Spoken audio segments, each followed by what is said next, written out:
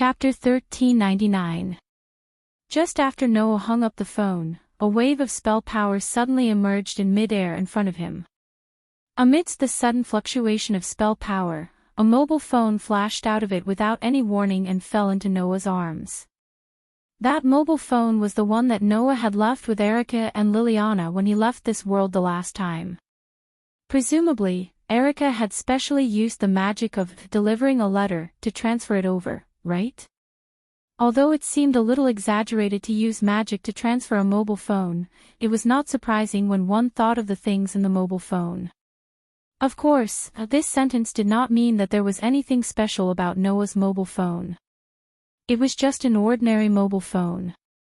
However, in this mobile phone, there were the private phone numbers of the leaders of many famous magic societies in Europe, and even Tony's mobile phone number.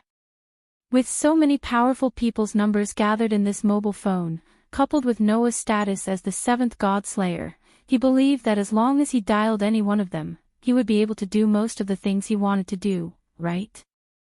Therefore, for Noah, this mobile phone was still a little useful. At the very least, he could leave all the trivial chores to the magic societies. This was the relationship between the king and the magician. The king was responsible for fighting the gods. The magician was responsible for dealing with all kinds of trivial matters around the king. It was such a transaction-like relationship. Therefore, Noah did not feel that it was troublesome to carry such a mobile phone with him. He put the mobile phone directly into his arms and returned the mobile phone that Winterhorse Ganji had lent him. "Thank you, you've been a great help." Winterhorse Ganji, who had been silently listening to Noah talk on the phone, took back the mobile phone silently and scratched his head, looking very troubled. A trace of worry also appeared on Wanligu Yoli's face. After hesitating for a while, he mustered up his courage. "Well, my king, are you really going to stay here?" "Why?" Noah raised his eyebrows. "You don't welcome me." "No, it's not like that." Wanligu Yoli looked as if he wanted to say something, but he didn't know what to say.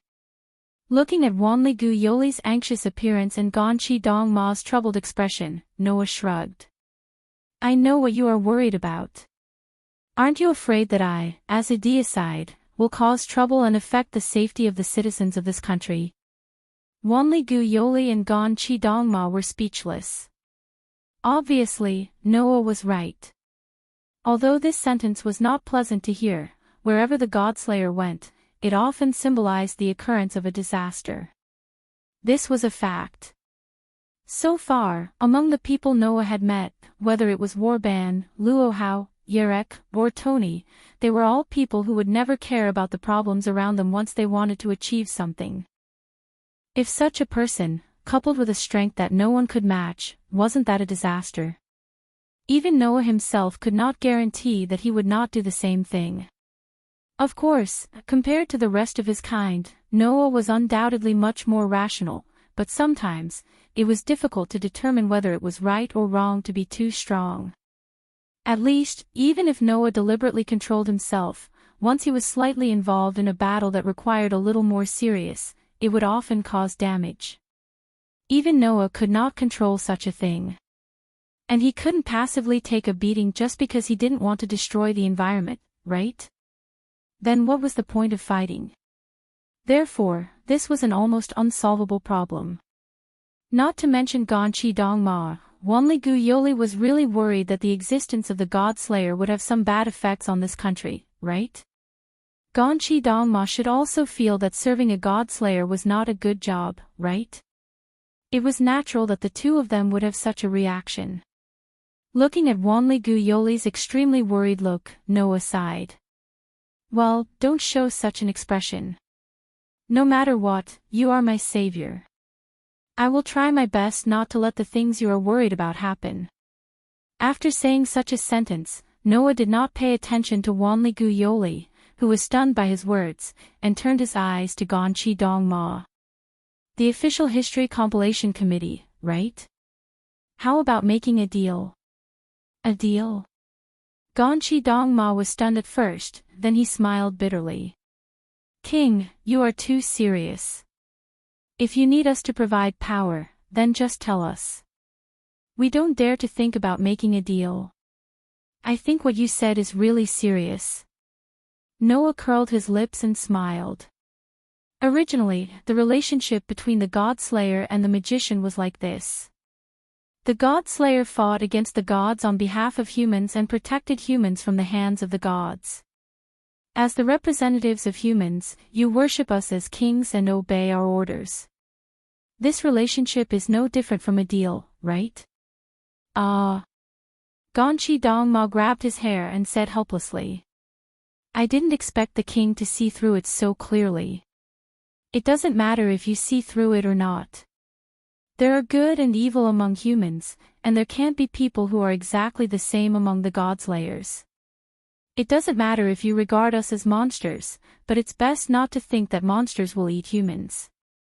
Noah spread his hands and said so. So, I will say it directly. For the time being, I will stay in this country and maintain the relationship between the king and the follower with the official history compilation committee. Hearing Noah's words, Wanli-gu Yoli seemed to be a little stunned, but Gonchi Dongma suddenly understood.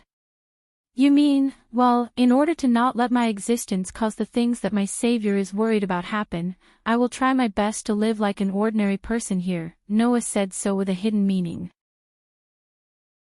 Chapter 1400. In one of the rooms in the Shrine of Seven Heroes, Noah was sitting on a bed with a small silver sword in his hand. After pondering for a while, he converted the energy in his body into the source of divine might. He extracted traces of divine might and infused it into the small silver sword. However, under the infusion of divine aura, the small silver sword that was Noah's elven magic device did not move at all.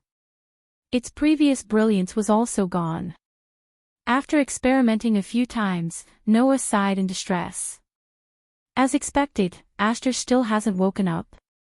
In Box 54545 Outer Sect's Blazing Flame City, during the attack by the Demon King Alliance, Noah used the curse-breaking ability of the Demon Slayer in order to free Letitia from the dragon's body.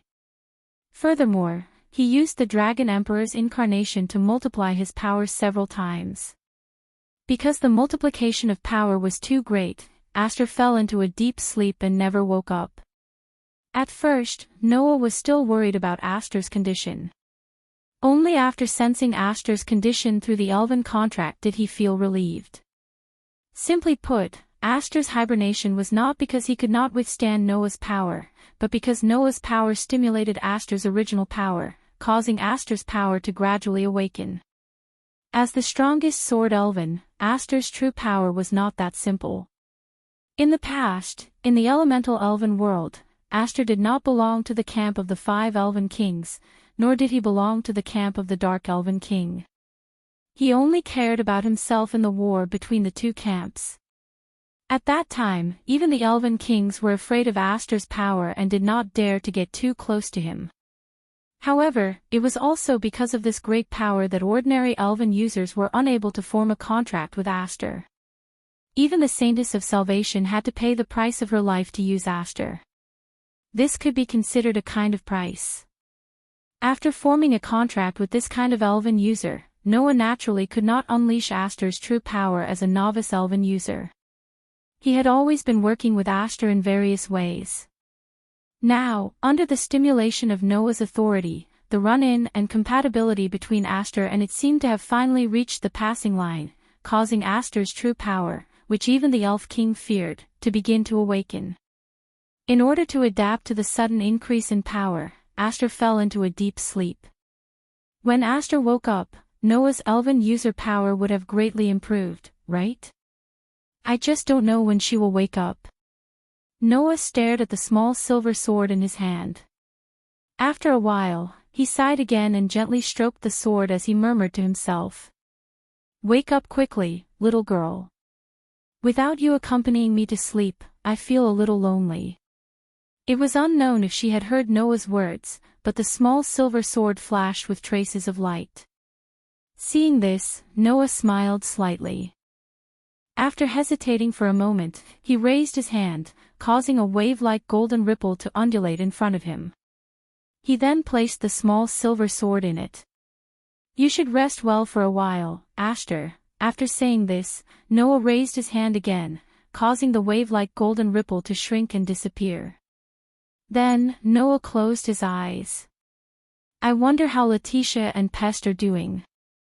The contracts with Letitia and Pest still existed, proving that nothing had happened to the two girls. However, Az-Dakaha's seal had already been undone. In front of the humans' final trial that even the millions of gods could not do anything about, presumably, the box court would fall into an unprecedented chaos, right? Noah only hoped that the members of No Name would not be involved in it. Unfortunately, this idea was somewhat unrealistic. With the special abilities of 16 Knights, Joyuan Flying Bird, Kasuga Tribes Yao, Black Rabbit and the others, if the three-headed dragon were to wreak havoc in the box court, they would definitely encounter this great demon king. At that time, it would be very troublesome. Fortunately, in the battle with Noah, although the three-headed dragon had used the special characteristics of the human's final trial to trick Noah, he had also been beaten up by Noah to the point that he could not even split his body, exposing his fatal weakness.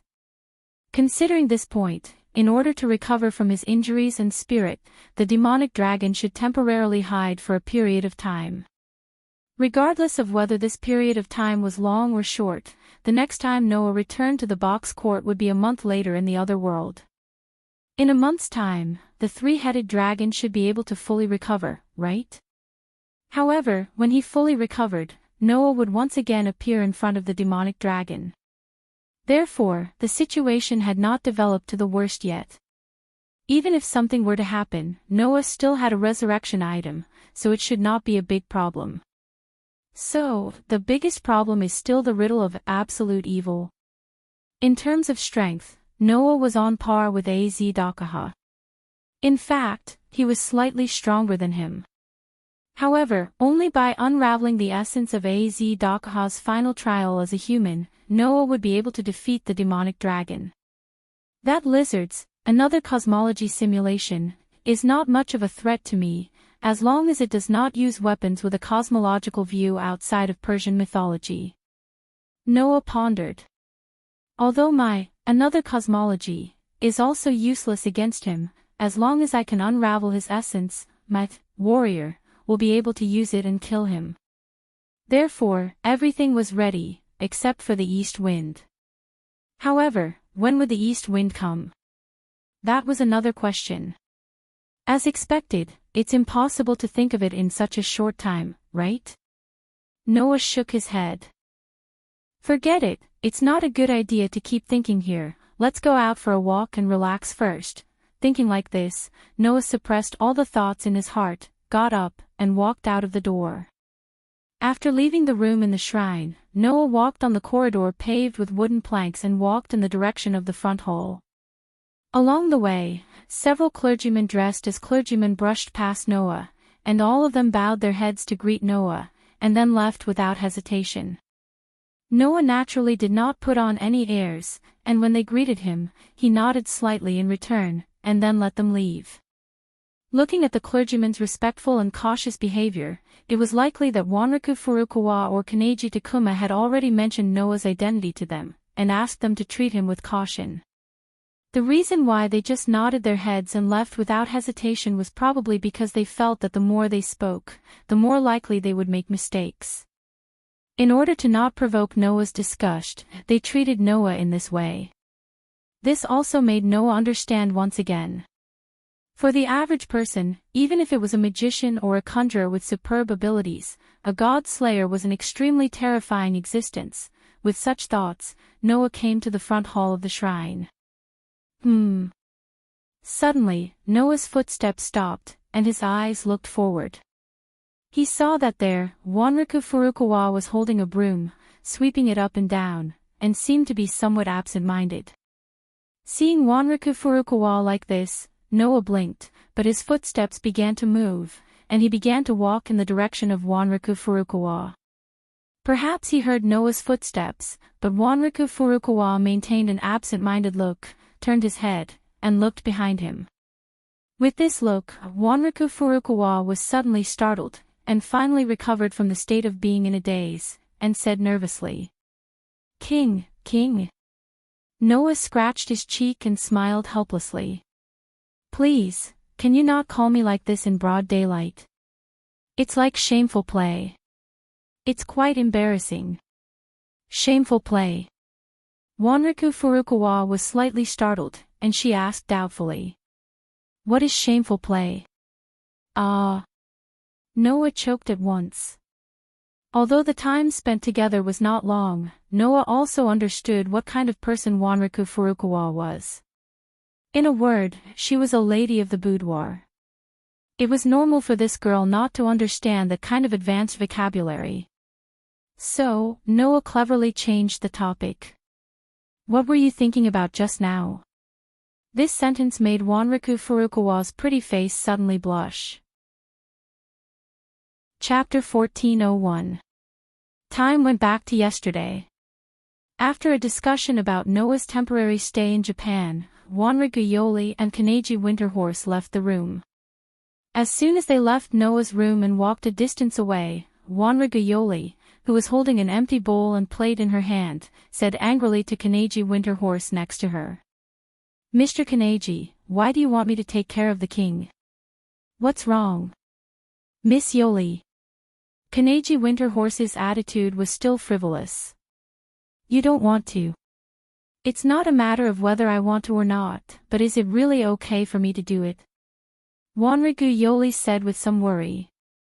"Aren't you worried at all that if I don't treat the king well, all the people in this country will suffer with me?" This was what Wanriku Yoli was worried about.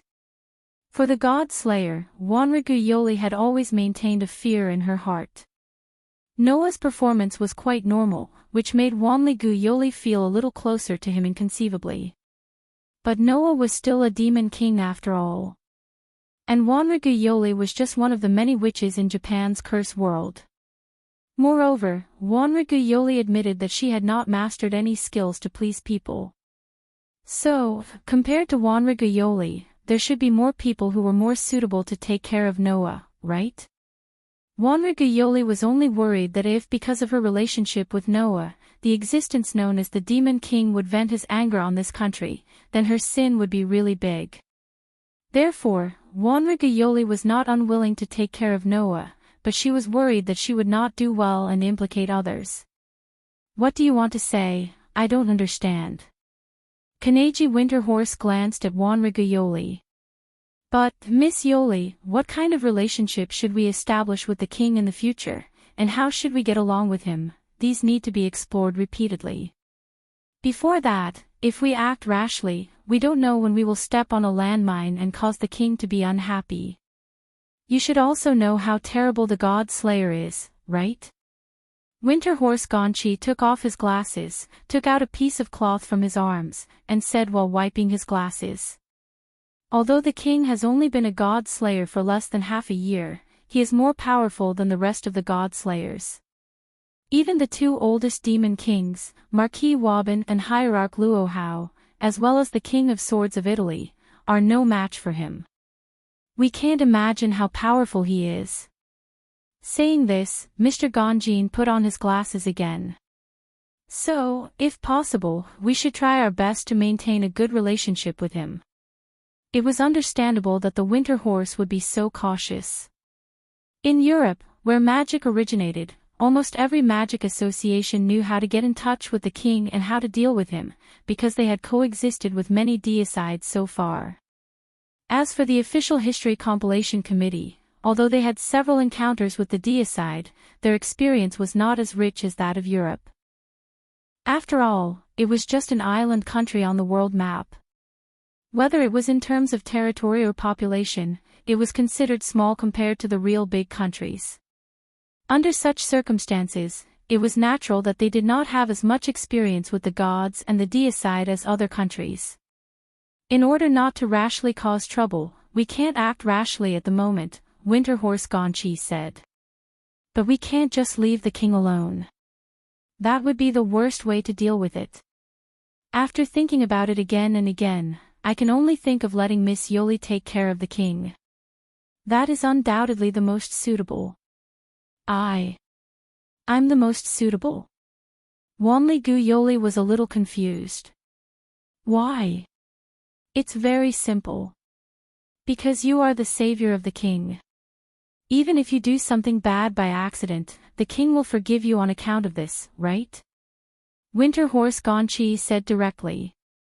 Moreover, although he is a great demon king with the power of a god, the king is still a young man after all. So, it is also a classical and royal practice to have beautiful and lovely girls serve him, right? WH. What? Wanli Gu Yoli's pretty face instantly turned red because of Winter Horse Ganchi's words. She said in disbelief. Do you want me to? That's about it, right? Winter Horse Ganji said in a malicious tone. Although I'm very sorry, Miss Yoli, I still hope that you can maintain a close relationship with the king. The closer the better. Please. Please don't make such a joke. Wanli Gu Yoli shouted with a red face. How can I do such a shameless thing? You can't say that, Miss Yoli, Winter Horse Gonchi said in a kind way.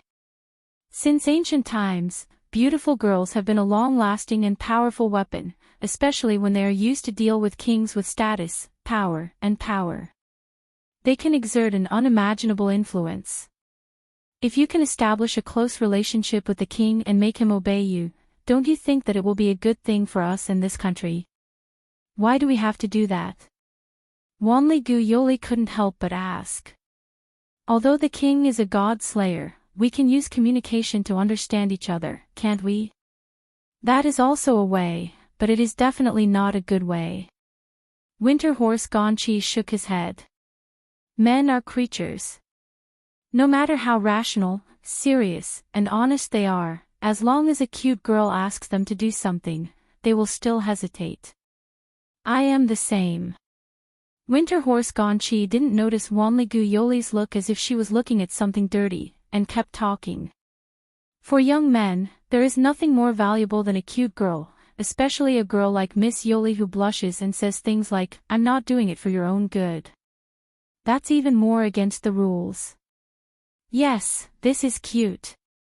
I can't understand what you are saying at all. Wanli Gu Yoli said coldly. No matter what, it is unreasonable to ignore a woman's thoughts and let her play the role of someone else's lover, right? Of course, it won't be the kind of practice that forces others. Winter Horse Gonchi seemed to have calmed down from his inexplicable enthusiasm and excitement, and shrugged. I just think that Miss Yoli's words will definitely achieve the results we expect.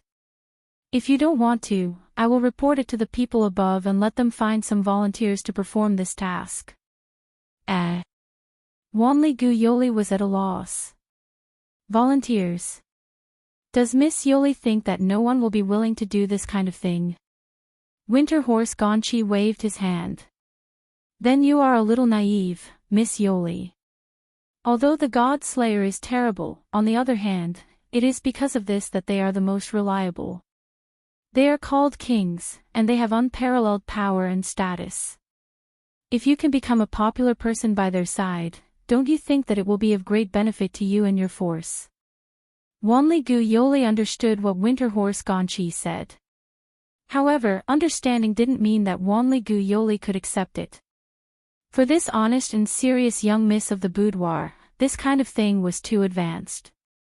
Seeing that Wanli Gu Yoli didn't know what to say, Winter Horse Gonchi tentatively asked. Does Miss Yoli hate the king? Hate? Wanli Gu Yoli was slightly surprised, and then shook his head like a rattle drum. No. It's not like that. It's better to say that I think he is easier to talk to than the Marquis, the God Slayer. He is also a little gentle. I definitely don't mean to hate him. Seeing this, Winter Horse Gonchi showed a victorious smile. In that case, how about you try to become good friends with the king a little? It won't be so difficult to accept, right? Hearing this, Wanli Gu Yoli opened his mouth slightly, and finally, he could only nod. Chapter 1402. Recalling the conversation with the winter horse at that time, Wanrefurifuru's face couldn't help but turn red. She felt that her cheeks were burning. Although the final result of the discussion was to let Wanrefurifuru try to be good friends with Noah, whether it was a girlfriend or a good friend, first of all, it was necessary to have a good relationship. And to have a good relationship with a boy, Wanrefurifuru had never tried it.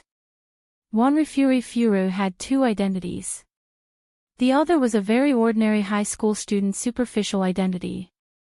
The other was her identity as the witch Yuan of the spell world. In terms of appearance, Wanli Gyuli was just a student in a school that was not very famous, nor was he a declining school. Although he participated in a club, he was only a member of a tea ceremony club. The girls in the club were all well-educated and cultivated girls. In addition, Wanrefurifuru's appearance was actually very outstanding. In the eyes of others, she seemed to be a lady from a prestigious family. In the school, she was recognized as the campus belle. With these two identities, there were many people of the opposite sex who yearned for Wanrefurifuru, but there was not a single person of the opposite sex who really interacted with her. And in terms of her identity, as a witch, Wanrefurifuru naturally had no chance to contact the opposite sex. In fact, the title of Yuan was a title given to the most outstanding of the witches. Wanrefurifuru's family, which Wanrefurifuru was from a long time ago, often gave birth to children with psionic ability. It was considered a rather famous family in Japan's magic world. Wanrefurifuru was raised with the goal of becoming a witch from a young age.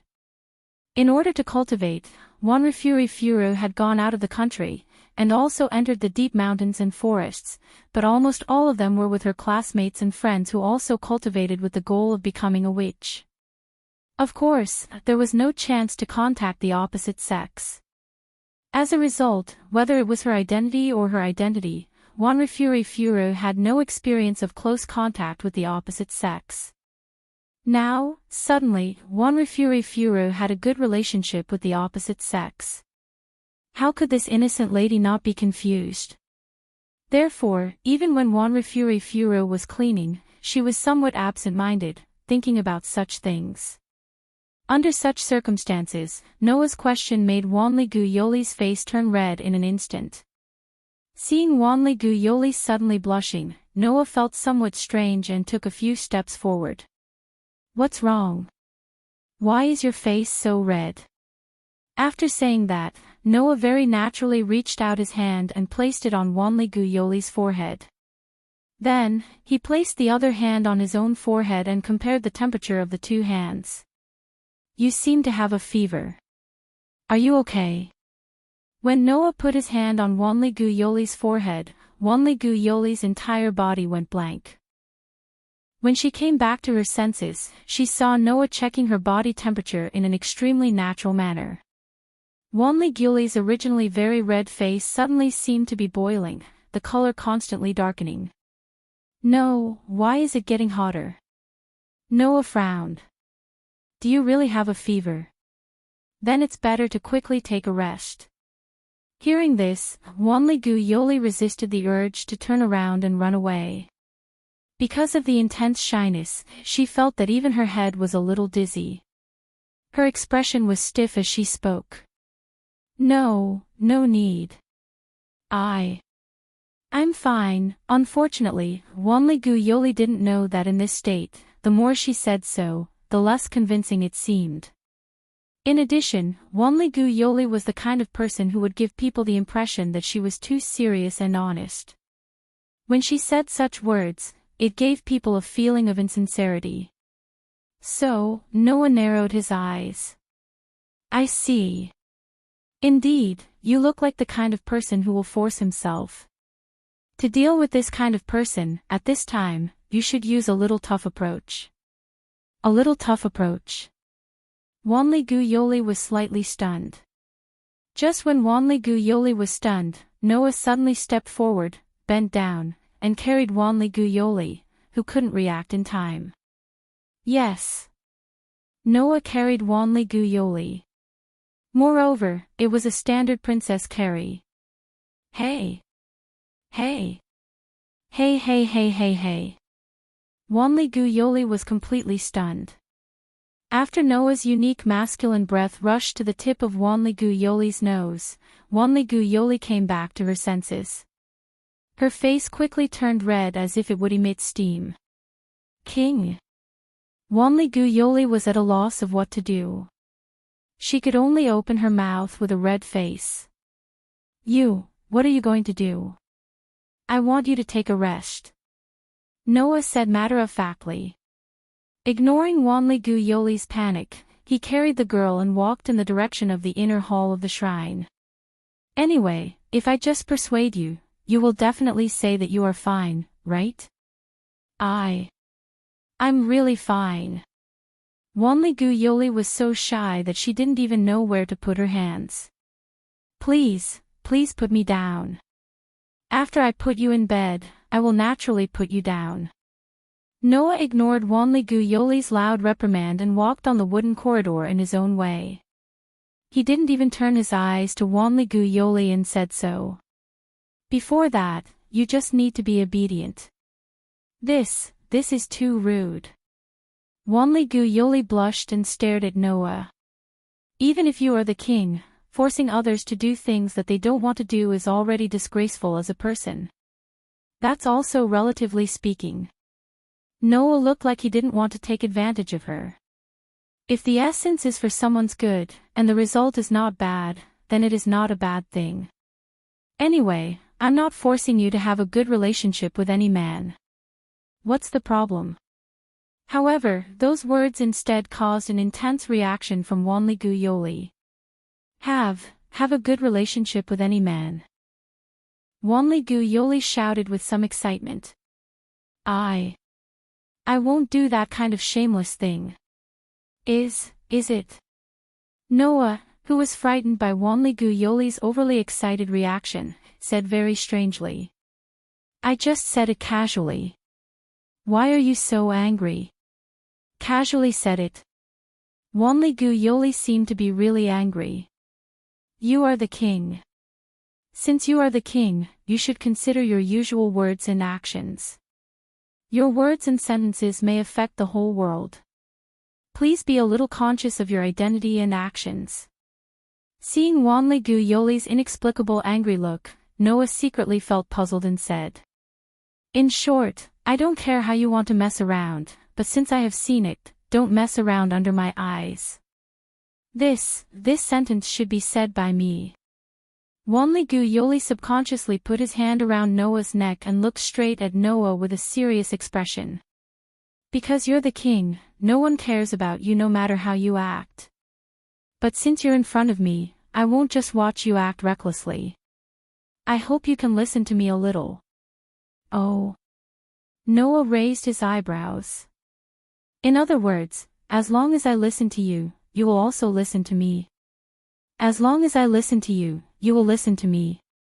The redness on Wanli Guyoli's face gradually faded. After pondering for a while, his eyes met with Noah's. If I listen to you in the future, will you also listen to me? Seeing Wanli Guyoli's extremely serious look, Noah seemed to have seen through his thoughts, and the corners of his mouth lifted slightly. It's not impossible to consider. Wanli Guyoli suddenly became silent, and then nodded firmly. I understand. I will listen to you in the future, so I hope the king can also listen to my advice in normal times. Then it's settled. Noah nodded. Wanli Guyoli heaved a huge sigh of relief, and his shoulders relaxed. Soon after, he shyly hid his face in Noah's arms. In this way, Noah carried Wanli Guyoli and walked into the girl's room. Chapter 1403.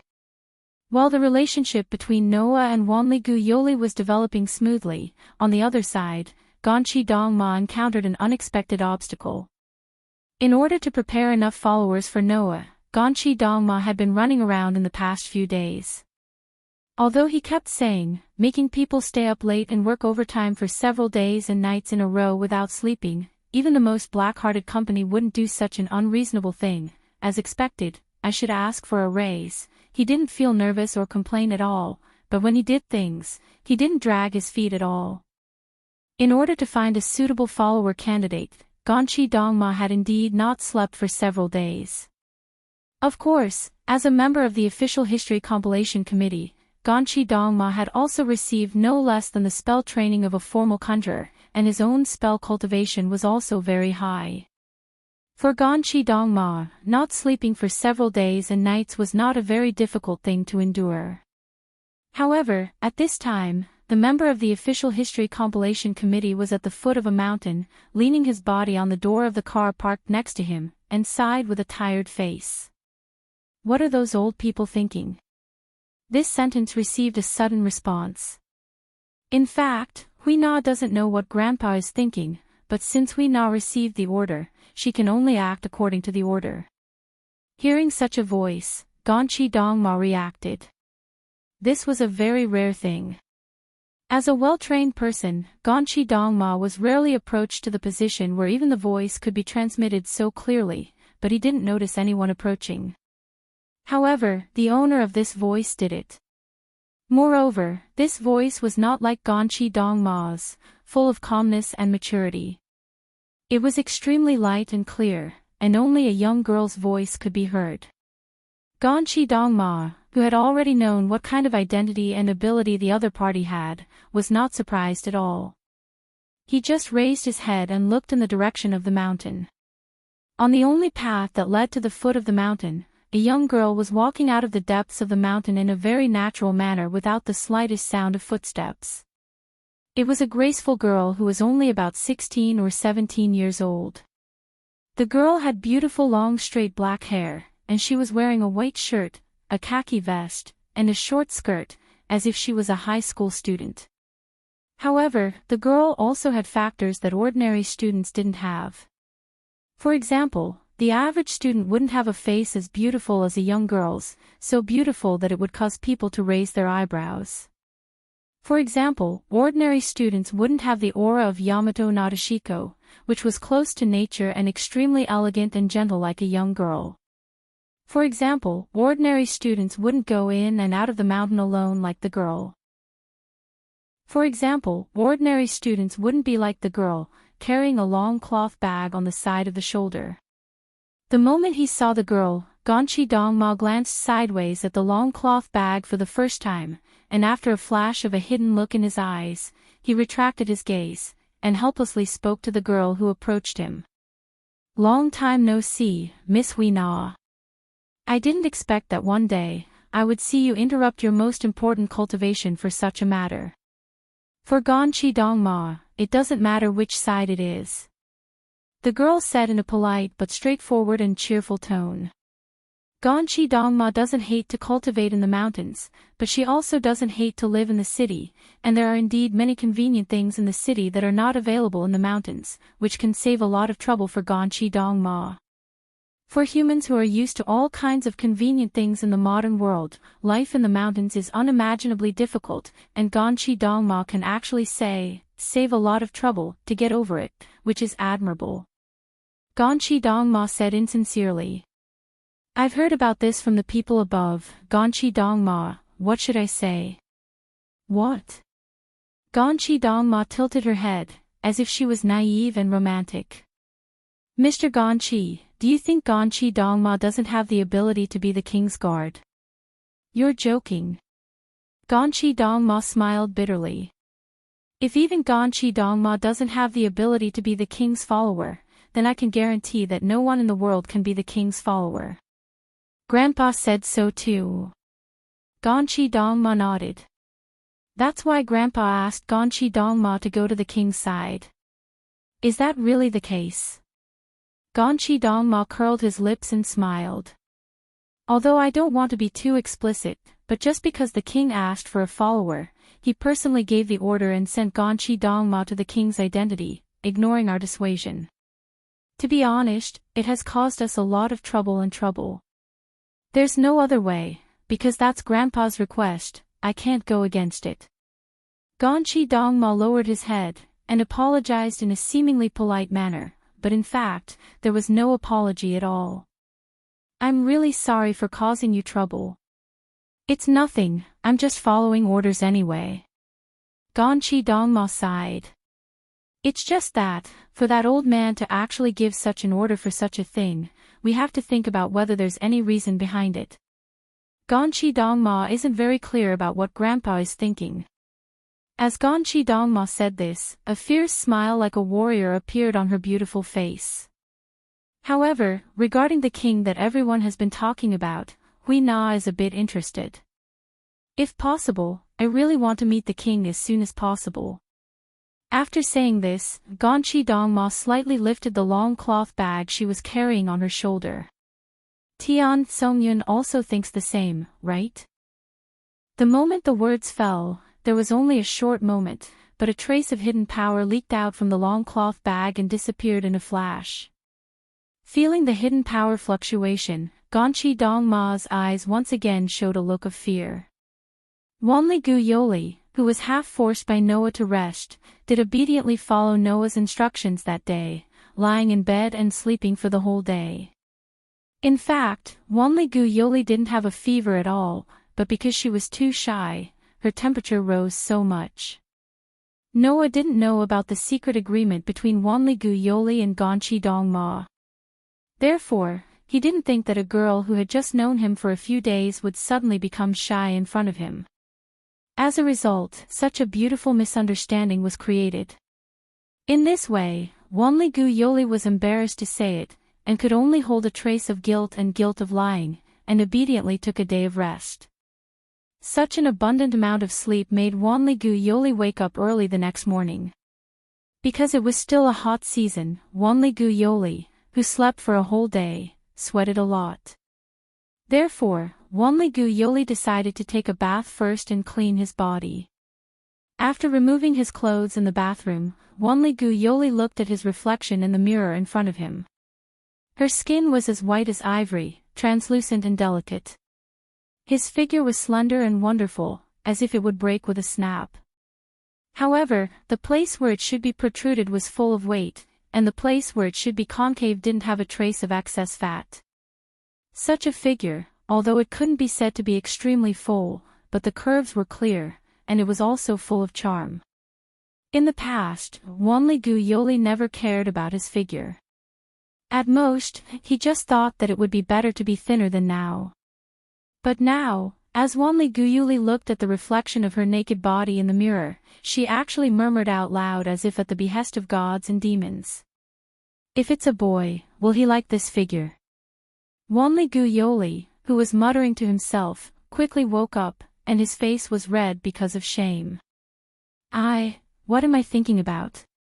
This statement was like preparing to use this body to do something in front of a boy, wasn't it?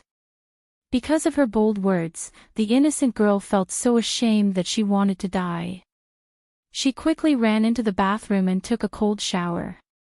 After taking a bath, Wanli Gu Yoli finally recovered his calmness.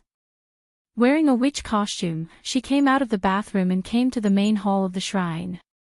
However, when Wanli Gu Yoli arrived in front of the main hall of the shrine and was ready to carry out the daily cleaning, two figures just walked up the stone steps. Chapter 1404. Wanli Gu Yoli, who was just about to get a broom, saw two people slowly walking up the stone steps and was completely stunned. To be more precise, it should be said that after seeing one of them, he was stunned. It was Hui Na and Kaneji Winterhorse. A man and a woman leisurely walked up the long stone steps that most people would definitely feel tired after walking the entire way, and arrived in front of the shrine. As soon as she saw Wanli Gu Yoli, Kaneji Winterhorse used a frivolous attitude to greet her. "Hello, Miss Yoli." "Yo, Yoli." Hui Na greeted her in a friendly tone. "Long time no see. Seeing that you're doing well, I'm really relieved." Hui Na. Wanli Gu Yoli finally reacted and exclaimed. Why are you here?"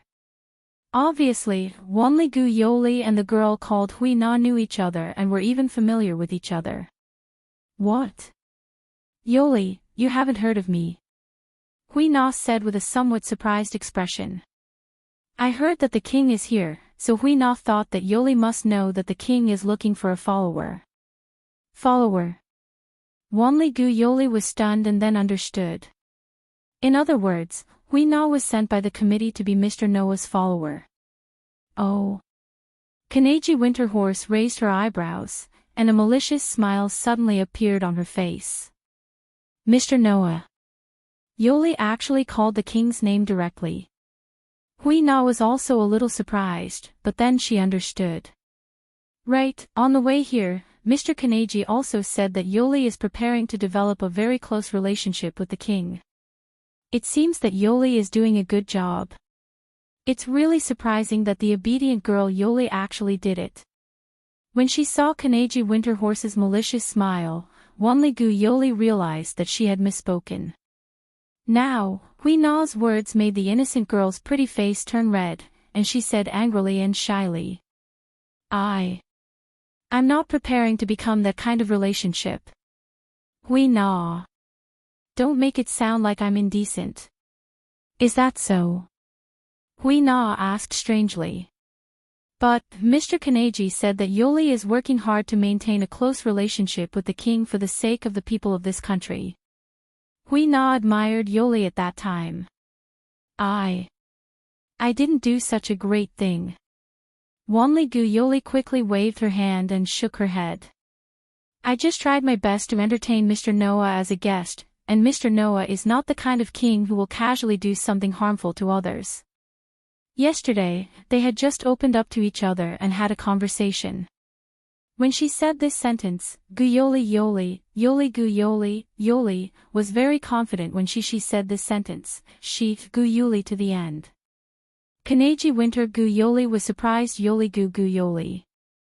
Although he verbally ridiculed Gu Yoli, Kanaji Winter Gu Yoli did not think that in just one day, Gu Yoli's pure character would have any breakthrough progress with Noah. That was why Gonzue Winterhorse would say, if even Miss Hui Na is not capable of being the king's follower, I can guarantee that no one in the world can be the king's follower. After using the god relic, Hui Na's strength was one of the best in the world. He was one of the best. Even Erica and Liliana, who were known as prodigies, could not be compared to this girl. After all, this girl was special. Compared to the god ancestor, she was not inferior. Anyway, Hui Na is going to see the king now. Hui Na put the cloth bag back on her shoulder and smiled at Wanli. Wanli, quickly take Hui Na to see the king. I know. Wanli Gu Yoli looked away from the cloth bag and nodded.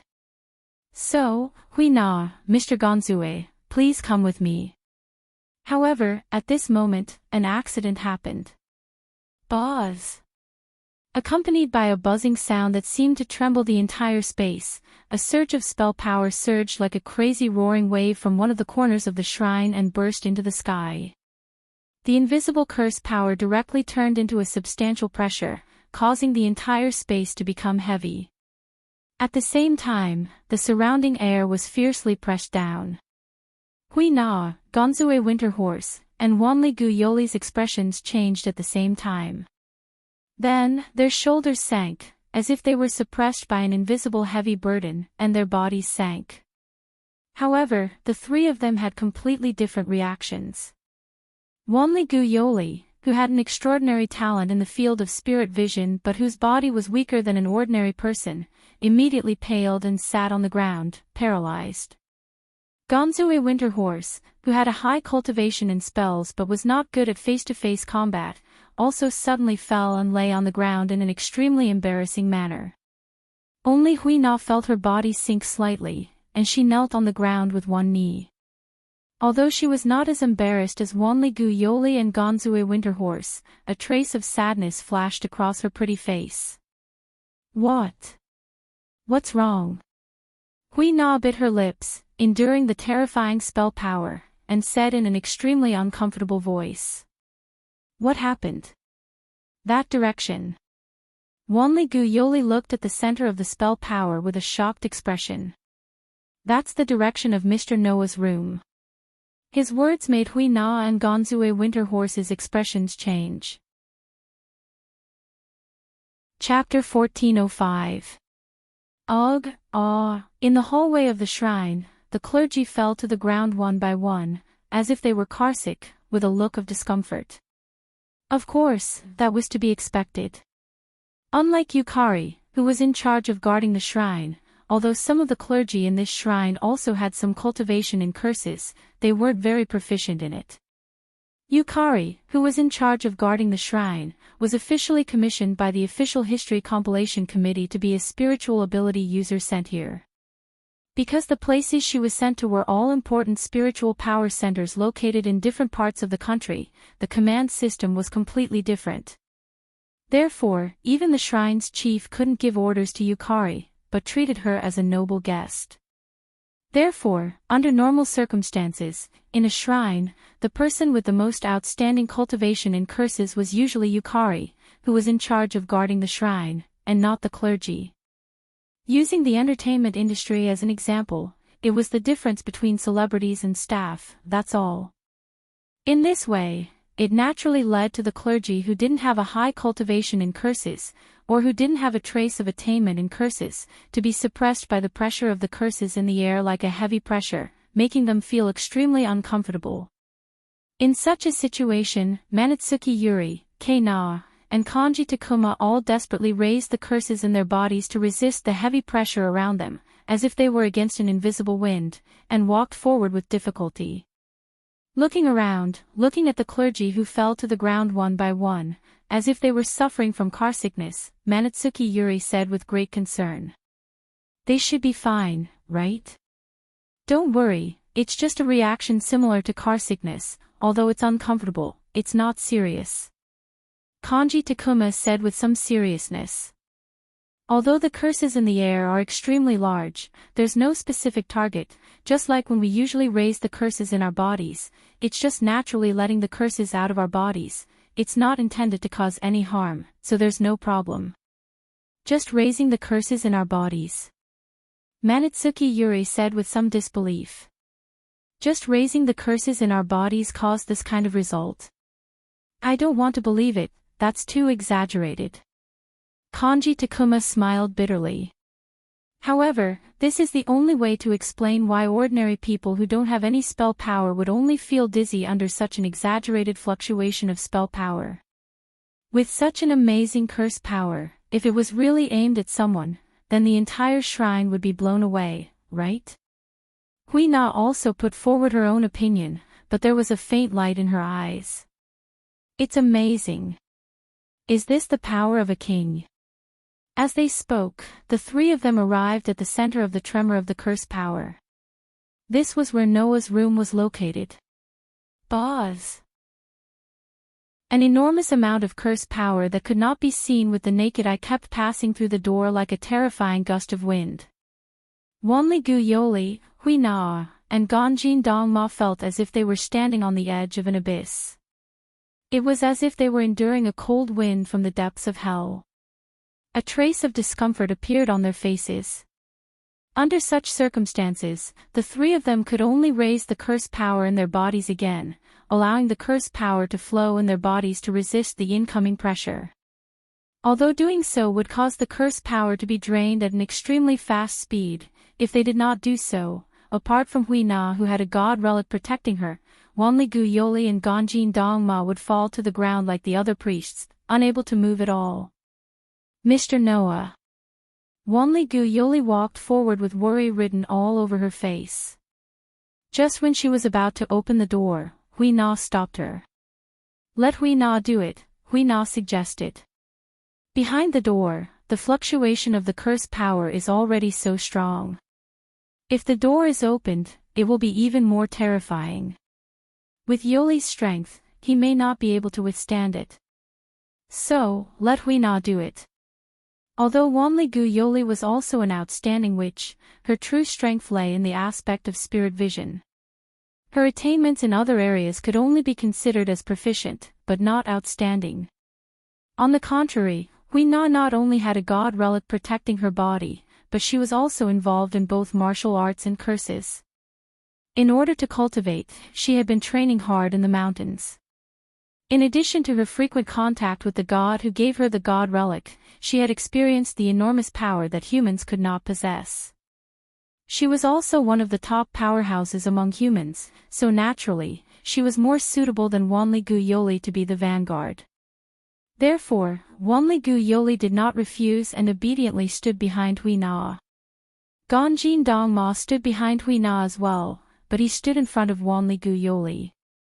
Clearly, he wanted to help Wanli Gu Yoli resist the incoming curse power. Just like that, Hui Na opened the door in a straightforward manner. Buzz! In an instant, the sea of curse power that was comparable to a storm surged out of the room like a surging wave, attacking the group of people. The stormy waves of curse power surged out. Even though Wanli Gu Yoli, Hui Na, and Ganji Dongma were mentally prepared, their complexions couldn't help but change. They tried their best to increase the curse power in their bodies to resist the berserk curse power fluctuations.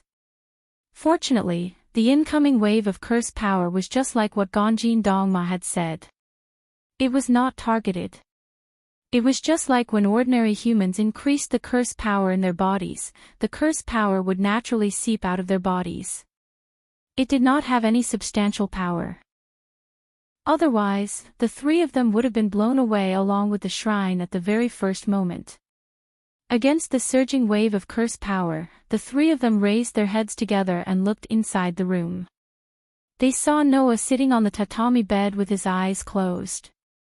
There was a substantial wave of curse power on his body like a flame, surging and burning.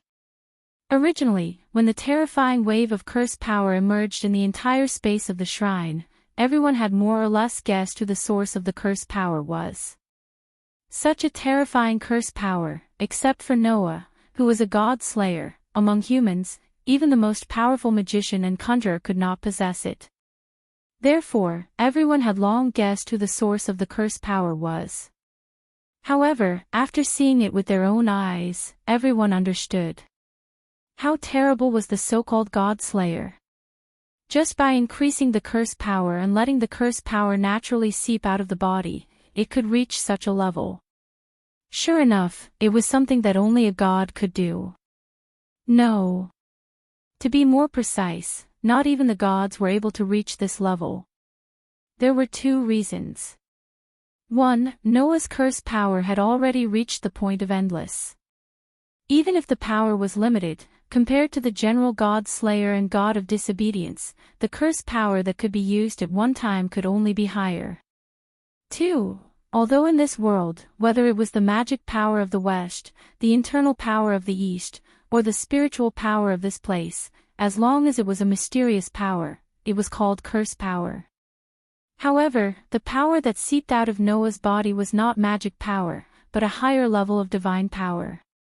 These two reasons made the unbelievably strong curse power surge like a terrible storm, sweeping through the entire shrine. Buzz, buzz, buzz, buzz. The cloth bag that Hui Na carried on her shoulders suddenly trembled, continuously making a buzzing sound. As if it wanted to fight against the terrifying curse power surge, a strong curse power surged out of the cloth bag that could isolate the curse power. This scene attracted the attention of everyone present. Hui Na, Miss Hui Na. Wanli Gu Yoli and Kangchi Dongma were surprised. This is bad. Hui Na gripped the trembling cloth bag tightly and laughed bitterly. Tian Songyun seems to be stimulated by the king's power, now he is clamoring to compete with the king. Her voice fell. Bang! The cloth bag that contained the god relic that was given by the god exploded all of a sudden, turning into pieces all over the sky. What emerged from the cloth bag was a saber. It was a long, straight tachi that was nearly 1 meter long. It was pitch black in color and the blade itself was nearly 1 meter long. The tachi broke free from Hui Na's hand and shot out of the black scabbard. Clang! With a crisp sound, the divine saber shot out from the scabbard. Even the blade was pitch black. It flashed through the space and shot in Noah's direction. Chapter 1406. Noah had no idea what was happening outside. Because Noah didn't expect that his experiment would cause such a big commotion. Yes. Experiment. All of this was just Noah's experiment. The object of the experiment was the sovereignty of the sun obtained in the last world. In the last world, Noah mainly got two gains. One was to fight with all kinds of legendary existences, which made his ability value gain a lot of experience points. Not only was it upgraded to LV5, but it also upgraded the all-around value to stage No. The all-around value was upgraded to stage A. That was before Galgi disguised as the black-robed man to test Noah. After that, Noah experienced a series of battles with Galgi, Maxwell, Letitia, and a series of legendary figures such as the final trial of mankind, and gained a lot of experience points. After waking up this morning, Noah's ability value was updated, and his ability value was once again improved.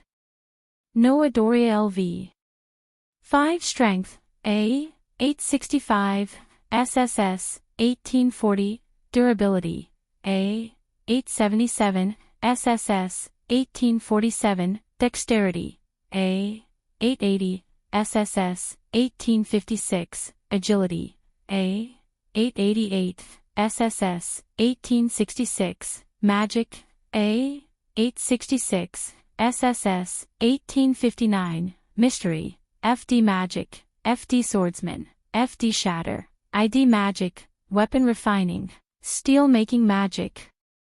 Duplicate, refine, and forge weapons.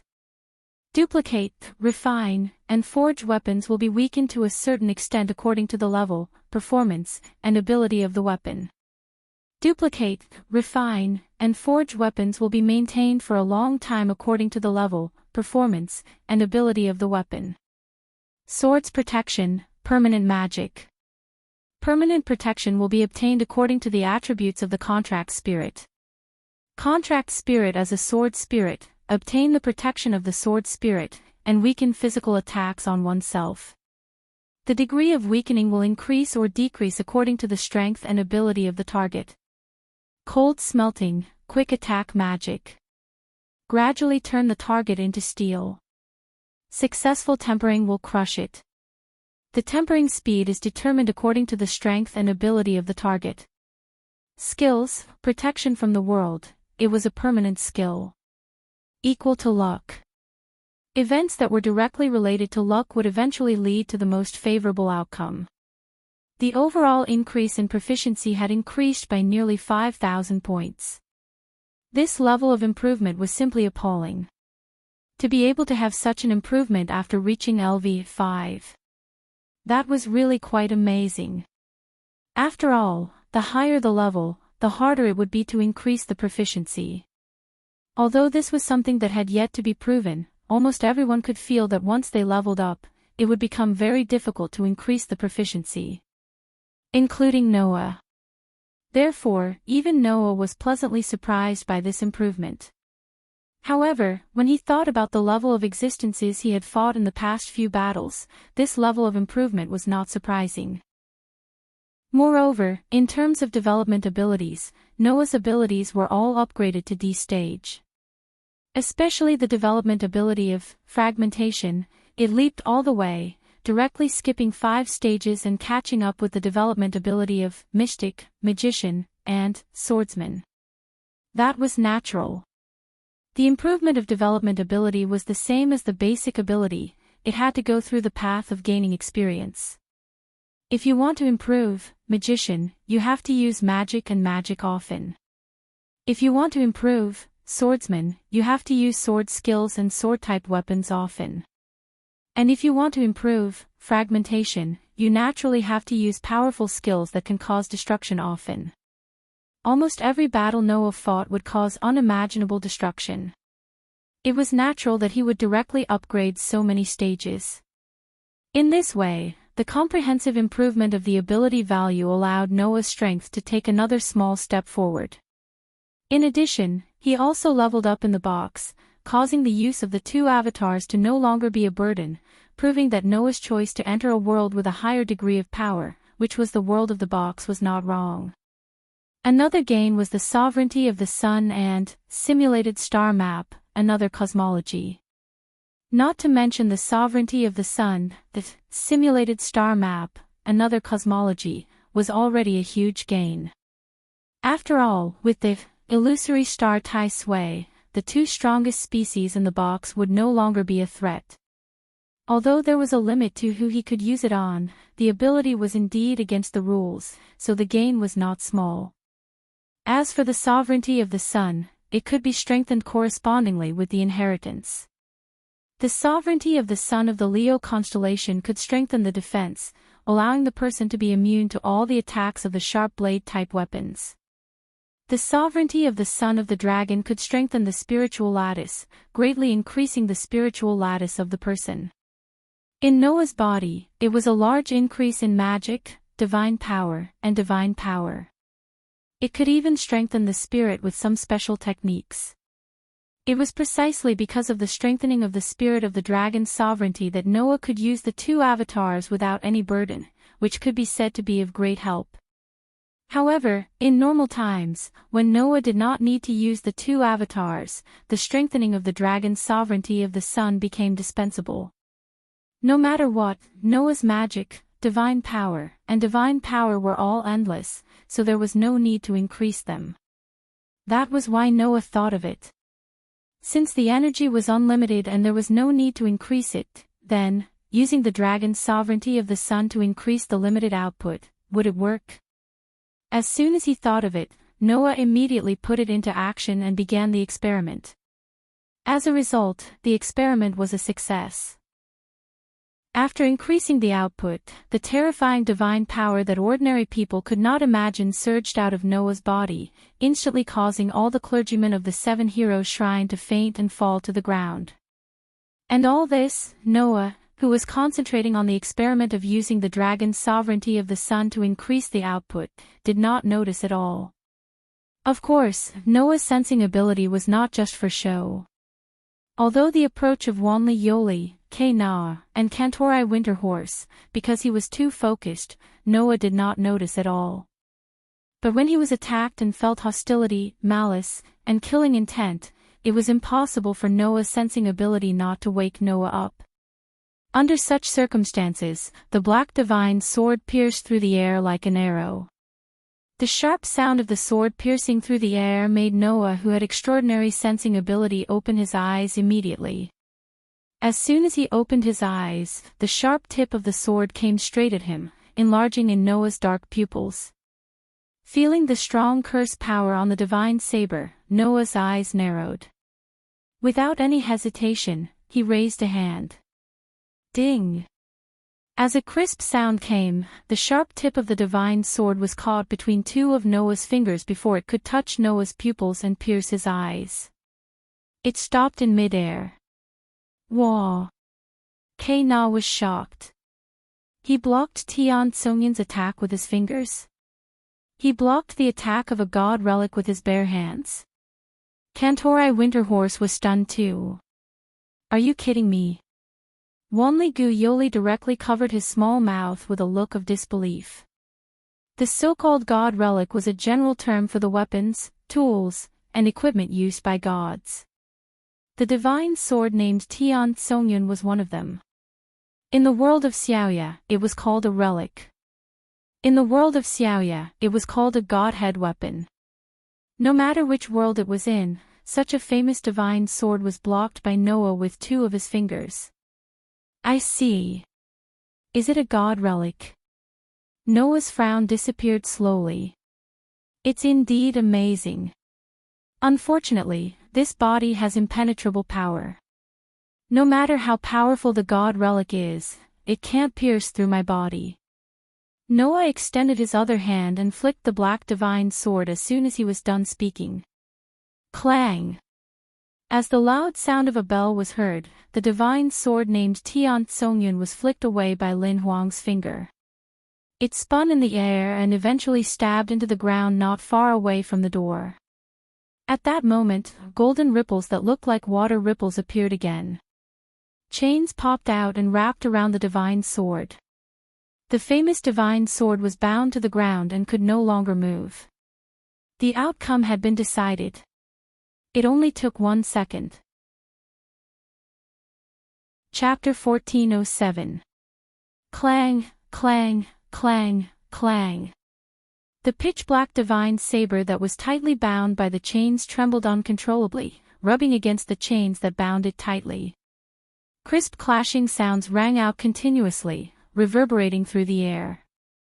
However, no matter how hard the black sword struggled, it could not break free from the chains. Noah only got up from his bed when he saw that. I knew it. I thought it was strange that a god relic would have a consciousness. The divine knife named Tian Songyun clearly had a mind of its own.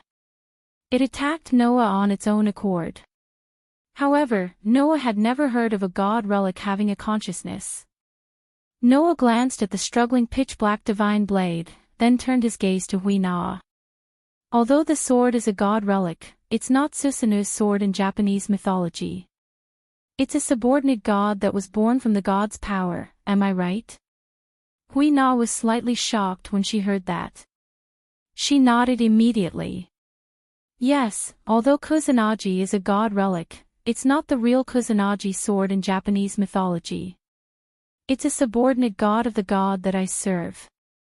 A subordinate god. It was also a type of god. Just like how Noah had servants like Letitia, Pesht, and Ashtar, in all kinds of myths and legends, the gods also had their own god subordinate to them. Such subordinates were called subordinate gods. Subordinate gods did not have a fixed form nor a fixed identity. Some of them were gods that had a deep relationship with the god that they served in the myths. Some of them were gods like Kusanagi's sword that were part of the god's power that they served in the myths. In terms of strength, they were inferior to the god slayer and the disobedient god. However, it was still stronger than the divine beasts and the like. Of course, a subordinate god like Kusanagi's sword that appeared in the form of a god relic in myths was more outstanding in terms of the weapon aspect. The amount of power that could be unleashed depended entirely on the user's ability to use it. In other words, the Kusanagi sword that Huina had was not the real Kusanagi sword in Japanese mythology.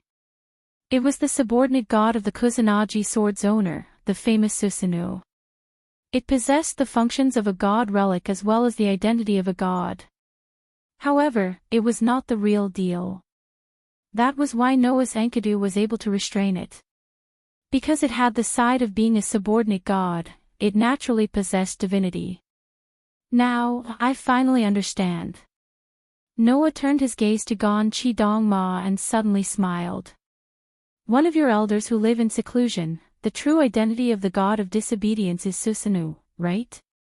Winter Horse Gon Chi nodded with a bitter smile. Susanoo. In Japanese mythology, it was a very famous divinity. Speaking of Susanoo, Izanagi and Izanami must also be mentioned. Izanagi and Izanami were the father and mother gods in Japanese mythology.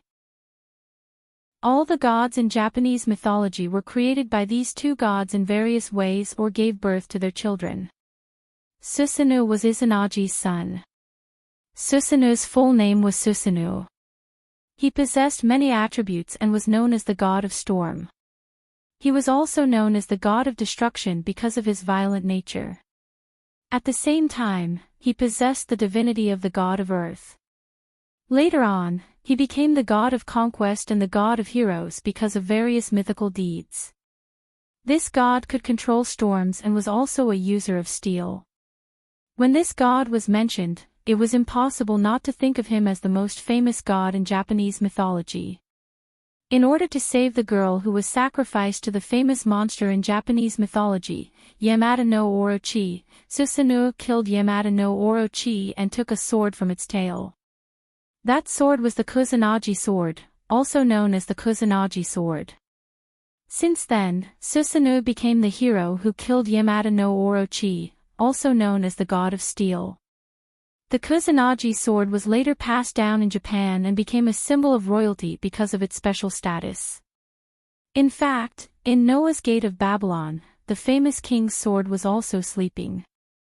That was why Noah understood that the pitch-black divine blade in front of him was not the real heavenly sword of clouds. However, from the fact that the sword was Susanu's subordinate god, it was not an exaggeration to call it the real thing. After all, this sword was a subordinate god that Susanu created based on his own legend in the myths. Unfortunately, although the sword had Susanu's divine power, it did not have a symbol of royalty. That was because the Kusanagi sword had been passed down from Susanu's hands to the next generation. In Noah's Gate of Babylon, the Kusanagi sword's ability was a symbol of royalty. It was the way of the king and the sword of the king. The sword in front of him was just a divine relic and a subordinate god that embodied Susanu's power. Presumably, the sword's ability should be similar to Susanu's authority, right? Susanu, the conquering god of steel. Noah thought to himself. The sleeping strongest steel that Pandora mentioned shouldn't be that guy, right? With that in mind, Wanligu Yoli suddenly stepped forward with a face full of anger. He directly rushed in front of Noah and shouted loudly. "Mr. Noah! What the hell are you doing?" "Ha!" Noah was shocked. Noah was not the only one who was shocked. Even K-Na and Kaneji Winterhorse were shocked. Wanligu did not notice at all and continued to shout angrily. "Do you know what you've done? Do you know how much trouble you've brought to the people around you?" Noah was a little confused. "What have I done?" "You've done something that doesn't fit your status at all." Wanligu approached Noah with an extremely strong aura. "You're a king. Since you're a king, you should think more about the people around you. I realize that you don't realize how much influence you have. Please reflect on yourself." Noah, who was shocked by Wanligu's strong aura, was stunned. He only realized it when he came back to his senses. Wanligu Yoli's pretty face was less than 10 centimeters away from his own face because her whole body was close to his. This made Noah feel a little uncomfortable and he laughed bitterly. "Although I don't know what happened, it should be my experiment that affected you a little. If you want to lecture me, I'll listen to you properly later. So, calm down first. Your face is too close."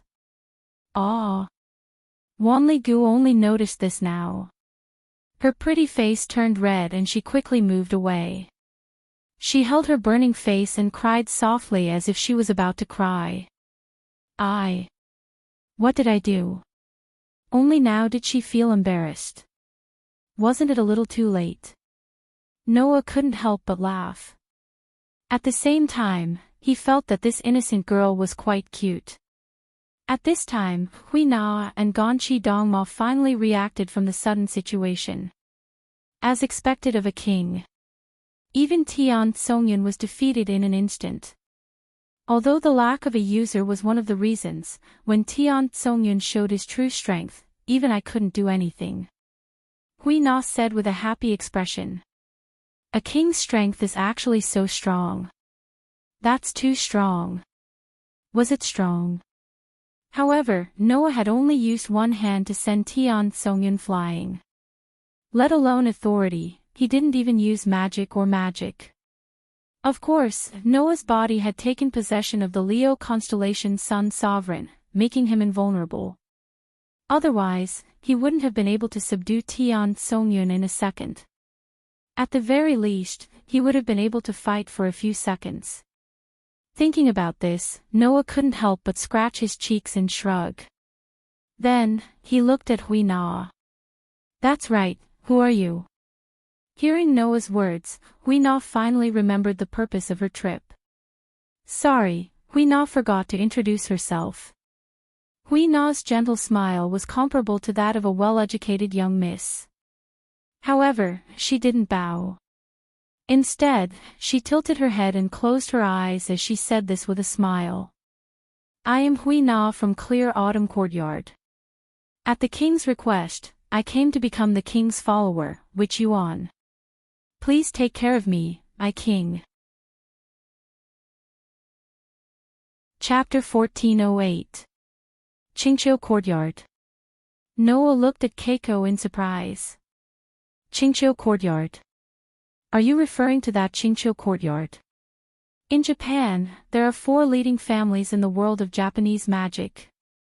They were the Chincho courtyard, the Jifuzuka courtyard, the Lianqing courtyard, and the Sayako courtyard. These 4 families were the 4 ancient families that had served the emperor since ancient times. They had an extremely ancient history and noble origins. Today, the 4 families stood at the pinnacle of the entire Japanese spell world. Among them, the Sayako courtyard was the core of the Official History Compilation Committee. The founder of the Official History Compilation Committee was the former head of the Sayako courtyard. The Chincho courtyard was a family that specialized in martial arts and political power. Once, the 4 families competed with each other for fame and fortune. In the end, the Sayako courtyard won the battle. Therefore, the Official History Compilation Committee of Japan's spell world had the Sayako courtyard as its core. Apart from the fact that the committee was founded by the Sayako courtyard, this was also part of the reason. In view of this, the Sayako courtyard, the Official History Compilation Committee, had the right to dispatch members of the other 3 families. Despite this, the Chincho courtyard's political influence was also extraordinary. Even if they were dispatched by the Official History Compilation Committee, they were still the leader of the Japanese spell world. Even the core of the Official History Compilation Committee, the Sayako courtyard, could not ignore their influence. That's right. Hui nodded with a naive expression that made it impossible for anyone to see through her. Keiko is the only daughter of the Chincho courtyard. Everyone says that Keiko will inherit the Chincho courtyard sooner or later, but it doesn't matter to Keiko whether she can inherit it or not. In addition, Keiko courtyard was also a witch. Moreover, she was the head witch of the current generation. Since young, she worshipped Susanoo as a witch.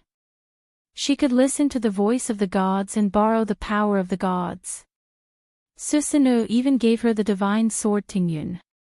She was a genius in the Japanese spell world. This was Keiko courtyard's Keiko courtyard. Just like what Kaneko said, Keiko courtyard's Keiko courtyard was second to none in the world. Although she could only borrow a fraction of the power, this level of power was enough to put Keiko courtyard's Keiko courtyard above Erika and Liliana. If Erika and Liliana were the prodigies of the European magic world, then Keiko courtyard's Keiko courtyard was the prodigy of the Japanese spell world. Keiko courtyard's Keiko courtyard. Keiko courtyard's Keiko courtyard's Keiko courtyard's Keiko courtyard. Keiko courtyard's Keiko courtyard. Keiko courtyard, in other words, the divine power you borrowed is Susanoo's power, right? Keiko said Keiko.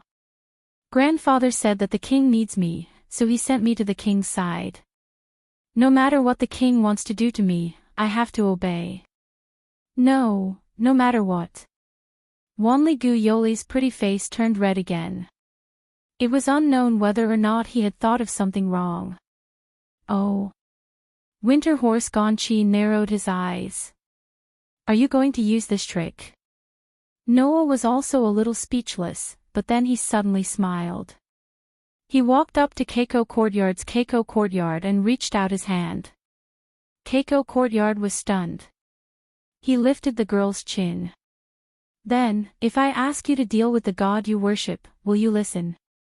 This sentence made Keiko courtyard's Keiko courtyard and Keiko courtyard's breathing stagnate at the same time. Keiko courtyard's Keiko courtyard was also a little stunned, but then she felt shy because the corner of Noah's mouth was slightly raised. Keiko courtyard's Keiko courtyard's Keiko courtyard's Keiko courtyard's Keiko courtyard. If Keiko courtyard's Keiko courtyard's Keiko courtyard will help you. From Keiko courtyard's words, although she called Susanoo courtyard's Keiko courtyard, she didn't have any relationship with the god. But, that's true. Susanoo courtyard was also a god. Even if one of the elders of the Japanese magic circle was living in seclusion in the hidden world, he would still point out the happenings in the modern world. So, he would probably only pay attention to matters related to gods and godslayers, right? As a high and mighty god, building a relationship with ordinary humans was not an option for that guy at all. Keiko Courtyard called him Keiko Courtyards, Keiko Courtyards, Keiko Courtyards, Keiko Courtyards, Keiko Courtyard. Understanding this point, Noah somewhat understood what kind of position those elders living in seclusion in the secluded world played. Simply put, they were a group of people who took advantage of their seniority. Sure enough, no matter where one went, there would always be annoying people. Clang, clang, clang, clang. At this time, Tian Songyun was still trembling. It kept rubbing against the chains that bound it tightly.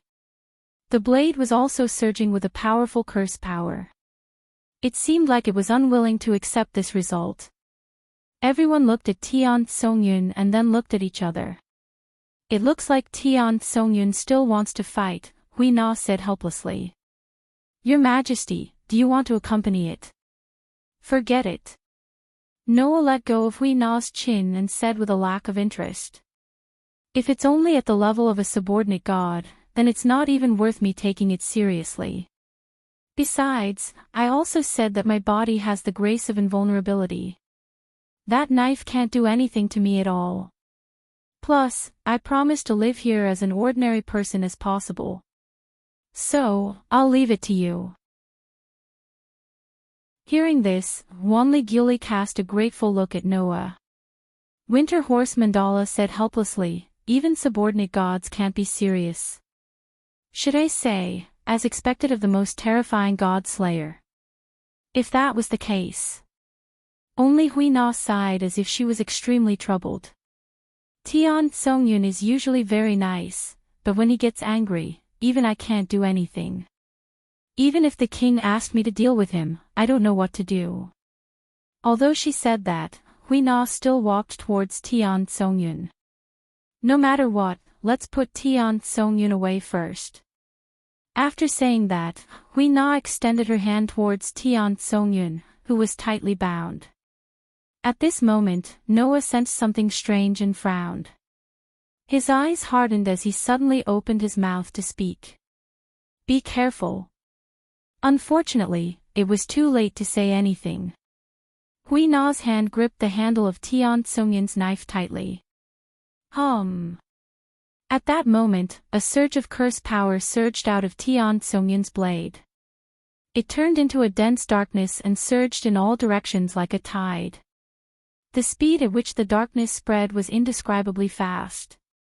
However, Noah had already sensed that something was amiss long ago, so it was not difficult for him to avoid it.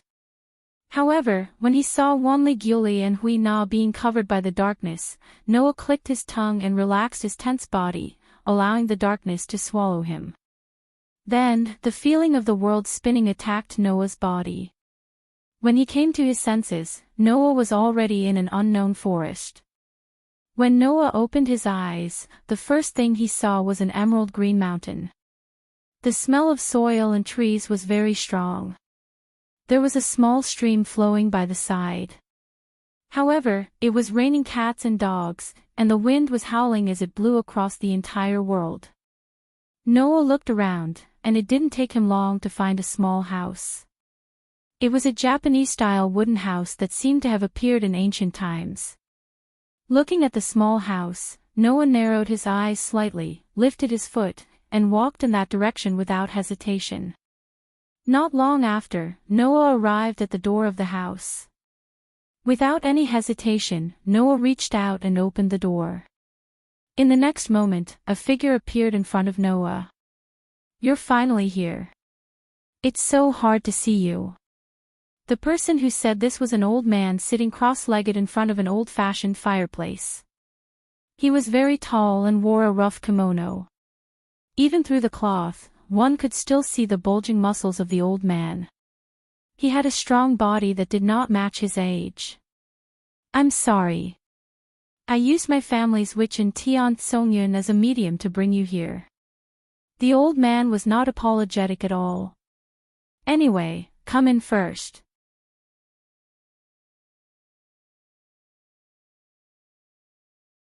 Chapter 1409. Inside the wooden hut, the old man was holding a bottle of wine and was happily drinking from it.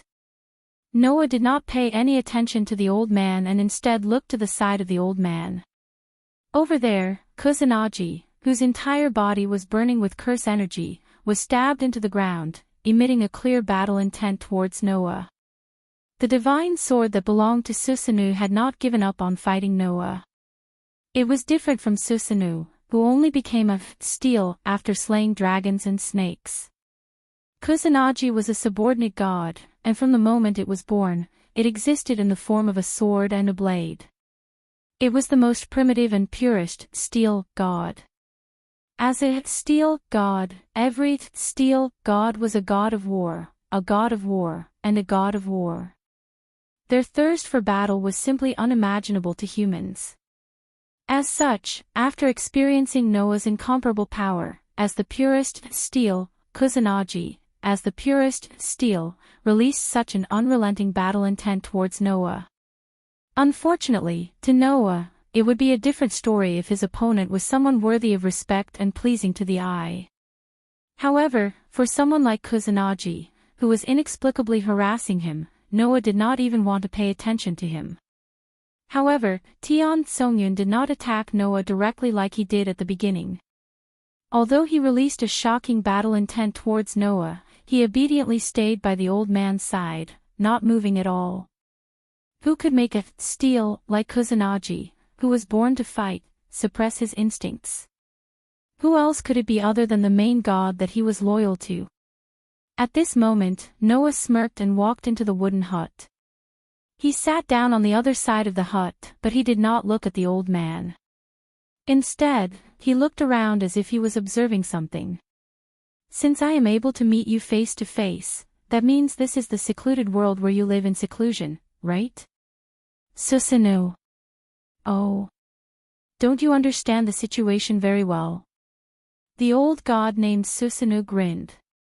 Although I've always wanted to meet you, it's a pity that going to the modern world would cause me all kinds of trouble. I can't use my own power to allow others to enter the hidden world as they please, so I can only rely on Tian Songyun and that girl Hui as a medium to bring you here. The supernatural beings that exist in myths are called gods. They only exist in myths, and the gods that jump out of myths and wander on the ground are the gods of disobedience. Noah looked at Susanoo with a smile. Then, what are you? Me. I used to be a god of disobedience, Susanoo said casually, as if he didn't care at all.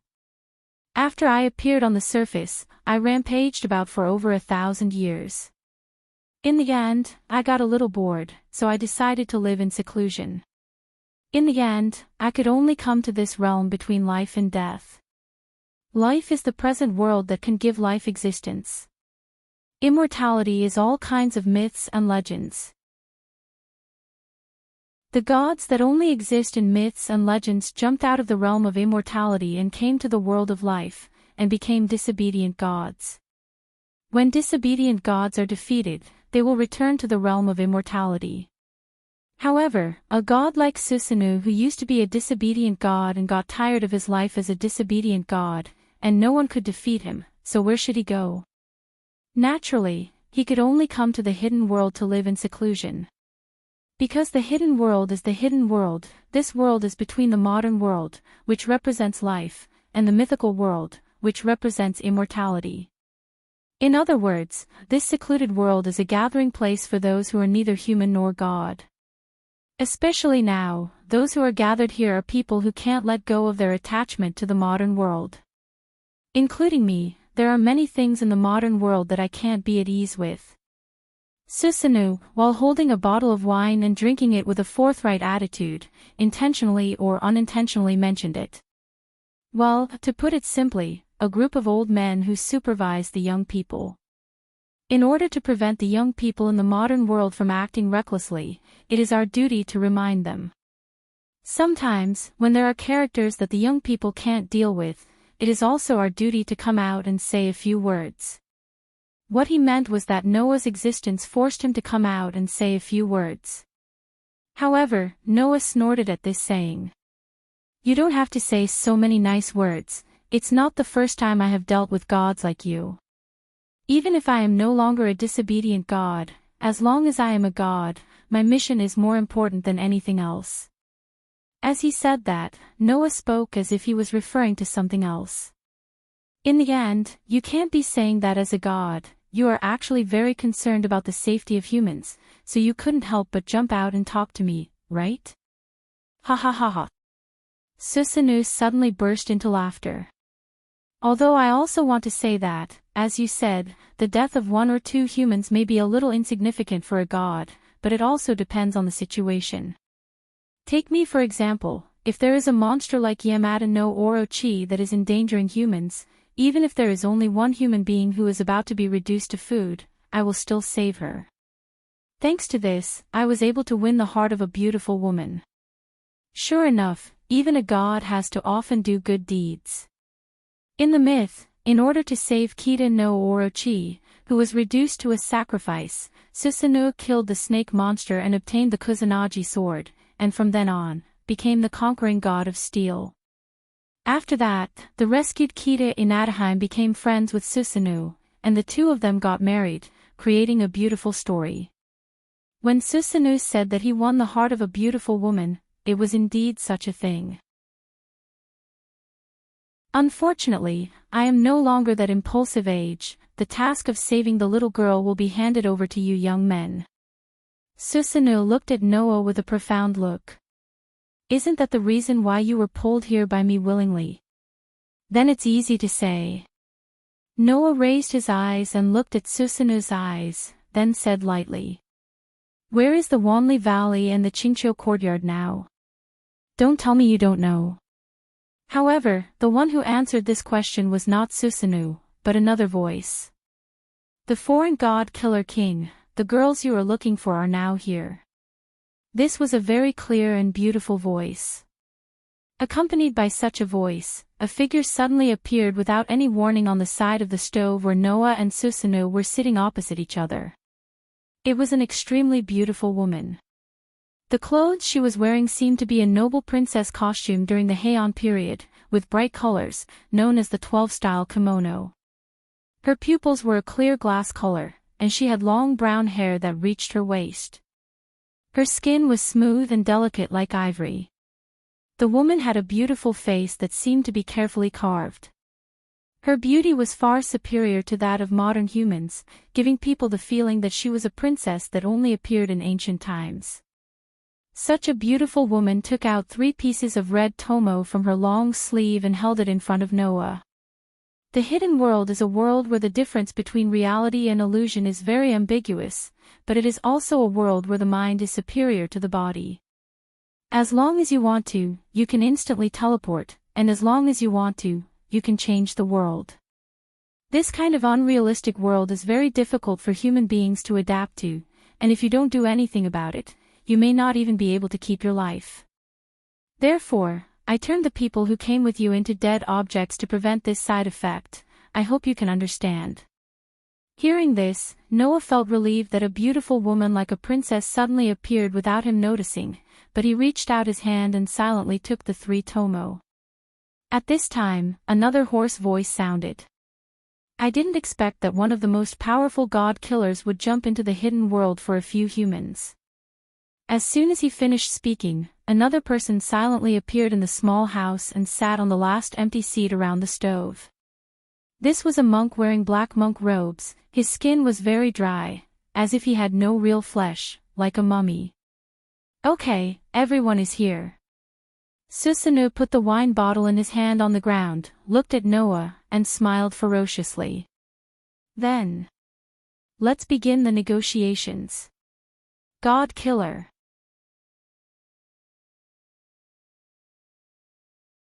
Chapter 14:10. Negotiate. Susanoo's words made Noah look around. He glanced at Susanoo, the princess, and the monk, and finally fixed his eyes on Susanoo. "I think that what should be said to you clearly. What's the point of negotiating?" Noah's words made Tyrant's mouth twitch. Tyrant's words were like thorns in his voice. "You talk big. Should I say that you're worthy of being a godslayer? That's enough. Sir and master, we're here to talk to the king. You're being rude. It's against the rules of the conversation. The princess frowned slightly. Please be a little more careful. It's not good for us to become enemies with the king of a foreign country. Unfortunately, both Susanoo and Tyrant ignored the princess's words. One of them continued to drink, while the other shook his head, looking like a rebel. It had to be said that seeing these two people, no one would have any good impression of them. However, perhaps the two of them had such an attitude because of their self-confidence. Susanoo was a mythical god. Even if he was no longer a god of disobedience, he still had great divine power. It was estimated that in terms of strength, he was not inferior to the highest level gods like Welslana and Mercado. As for the monk's words, Noah could clearly sense that he was not a god. However, this was a world where transcendental beings who were neither human nor god gathered. The monk in front of him was obviously not a human either. Coupled with the monk's dress, Noah felt that the monk should be a transcendent being who had cultivated his body to become a Buddha. Even if he was inferior to the god and the god-slayer, he was still a figure that humans could not reach. As for the beautiful princess, Noah almost saw through her identity at first glance. God ancestor. She was a fallen goddess of earth. Although she was no longer a god, she was still an existence that transcended human beings. Noah, who had confronted the god ancestor Guinevere, sensed a trace of the same aura from the princess. Therefore, the princess was very likely to be a god ancestor who had existed even longer than Guinevere. A god. A Buddha. A god ancestor. 3 transcendental beings. Except for the princess, who was a god ancestor, Susanoo and the monk were so rude because of their confidence. However, when it came to confidence, Noah was not lacking in it. It was because Noah knew exactly how much power he had at the moment. When using 2 avatars, Noah's full strength could reach 3 digits of box tings. The gods and god-slayers in this world were between 4 and 5 digits. The highest was only 4 digits. Susanoo, the monk, and the god ancestor, the strongest one should be Susanoo, who had wreaked havoc in the world as the god of disobedience for more than 1,000 years. However, Susanoo's strength was probably at the middle of the 4-digit range, not the top, let alone the 3-digit range. For Noah, Susanoo was not a threat. It would be unbelievable if he did not have a temper. Noah was adjusting his style based on the situation and the person. He could do anything to those who he could get along with. However, he could be stubborn to those who he could not get along with. If they were unhappy, they could fight him. It was such a crude principle. Rakshasa king from a foreign country, please calm down, the princess said immediately when she snapped back to her senses. We don't mean any harm. Just because we don't mean any harm, it doesn't mean that we won't be enemies. Otherwise, why would the relationship between a god-slayer and a god of disobedience be so complicated? Noah pushed the monk who was glaring at him away. He glanced at Susanoo who was gloomy and then looked at the princess. I'm sorry. I don't get along with these two fellas. I don't hate you, so I'll let you do the talking. As for you. Noah glanced at Susanoo and the monk. Shut up and watch, don't make me angry. The impolite words made Susanoo and Tyrant's face turn ugly.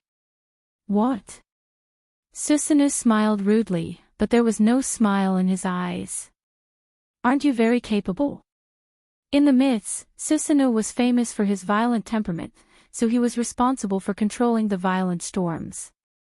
He was also known as the god of destruction. Although Susanoo had been wandering for thousands of years, it didn't mean that he had lost his temper after thousands of years. Now, Susanoo was obviously angry. However, looking at Susanoo in such a state, Noah only smiled suddenly. He reached out his hand and placed it on the strangely shaped crimson spear beside him. Then, he slowly pulled it out. Susanoo suddenly became vigilant. A terrible idea finally emerged in Tyrant's mind. The princess could no longer maintain her elegance, and her face was full of anxiety. In such a situation, Noah slowly stood up and said to himself, "It seems that before we talk, it is necessary to let you understand the difference between the primary and secondary." After that, Noah pointed the spear in his hand at Susanoo and sneered. "Go outside." Susanoo narrowed his eyes, and his body burned with surging curse power. Interesting, isn't it? The battle was about to start. Chapter 14:11. Secluded world, also known as the realm of life and undying, was a very mysterious world.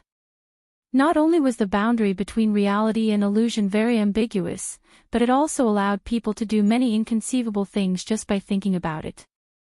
It was also a world where the mind was superior to the body. With just a thought, anyone could teleport. However, teleportation could only be done in different spaces. Secluded world was actually not a world with only one space, but a wonderful world formed by combining many different spaces. For example, secluded world could be considered a building, and the spaces in secluded world were the rooms in the building. Although all the rooms were in the same building, they were separated by walls. This was how secluded world existed. It was a world made up of multiple isolated spaces. This was secluded world.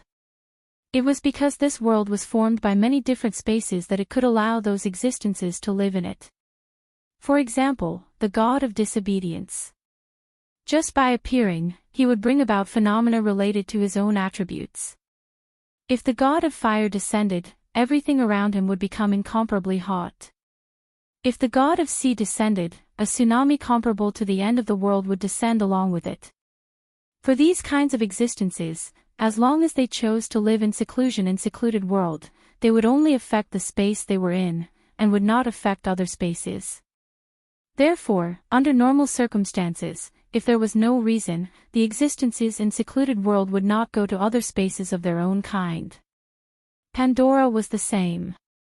The goddess, who was the birth mother of the god Slayer, lived in this realm of life and undying, and stayed in a space that was difficult for ordinary people to go to. Generally speaking, although the spaces in secluded world were separated from each other, there was still a trace of connection between the spaces in secluded world, making each space in secluded world like a spider web. Therefore, in this world where the mind was superior to the body, people could rely on their imagination to let their bodies pass through these spider web-like connections, and instantly teleport to other spaces. However, it was said that Pandora's space was not so easy to reach. As for the specific reason, Noah did not know. This was the first time he had come to this world with his real body, so he did not know the specific situation. Of course, Noah could still calmly exist in this world. The princess had said that most people would find it difficult to adapt to the secluded world. If he did not use some special methods, even if he came to the secluded world, he would collapse due to excessive discomfort and eventually lose his life. However, the god Slayer had an extremely tenacious life force. This world itself would not reject Noah's existence. No matter how long Noah stayed here, there would not be any side effects. Under such circumstances, the group of people came out of the wooden house and came to the open space by the riverbank. Walala! The heavy downpour was mixed with the storm, wreaking havoc in the surroundings. Noah and Susanoo stood facing each other, separated from each other by a certain distance. At the side, Tyrant and Princess stood side by side. When they saw this scene, their expressions were completely different. The monk's face was filled with schadenfreude and mockery. The princess looked worried and restless. Why did things turn out this way? The princess sighed slightly and glanced at the monk. I think the sorcerer should be very clear about the reason, right? If not for Susanoo and the monk's arrogant and sloppy attitude, which was simply looking for trouble and provocation, things would not have turned out this way. However, the monk did not have the slightest self-awareness. No. It should be said that the monk had the self-awareness, but he did not look like he was reflecting at all. Isn't this good? The monk sneered. Let the old Mr. teach that ridiculously young foreign king a good lesson. It will be good for the following conversation, won't it? Then, what if it's the other way around? The princess retorted. What if the old Mr. loses to the Rakshasa king in the end? That's impossible. The monk said without hesitation. Gods and gods layers, if it was that easy to determine the winner, there wouldn't only be 7 demon kings in this world. Even if that kid killed 2 gods at the same time to become a god slayer, and defeated 3 of his kind at the same time, and praised him to the heavens, if he wants to defeat a god, it's useless to rely on such a superficial difference in combat strength. Whether it was a god slayer or a disobedient god, they could not be judged by common sense. The simplest example was that if a god and a human were to fight, no one would think that the latter would win. However, some humans stood out and miraculously killed a god, which led to the birth of a god slayer. Therefore, if one were to judge the outcome of a battle between a god slayer and a god based solely on the difference in combat strength, the result would often be shocking. Let's not talk about other things. In the past, when Noah succeeded in becoming a god slayer, during the 3 months he was active in Italy, he also met many gods. However, because of the god's tenacious vitality, he did not succeed in killing the 3rd disobedient god and obtaining new power. From this point of view, the monk's words were undoubtedly correct. The princess also agreed with this statement. However, that was under normal circumstances. The princess could not help but look at the strangely shaped spear in Noah's hand, which exuded an extremely sacred and ancient aura. As a god ancestor, the princess's sharp spiritual sense told her that spear was very likely to subvert this common sense.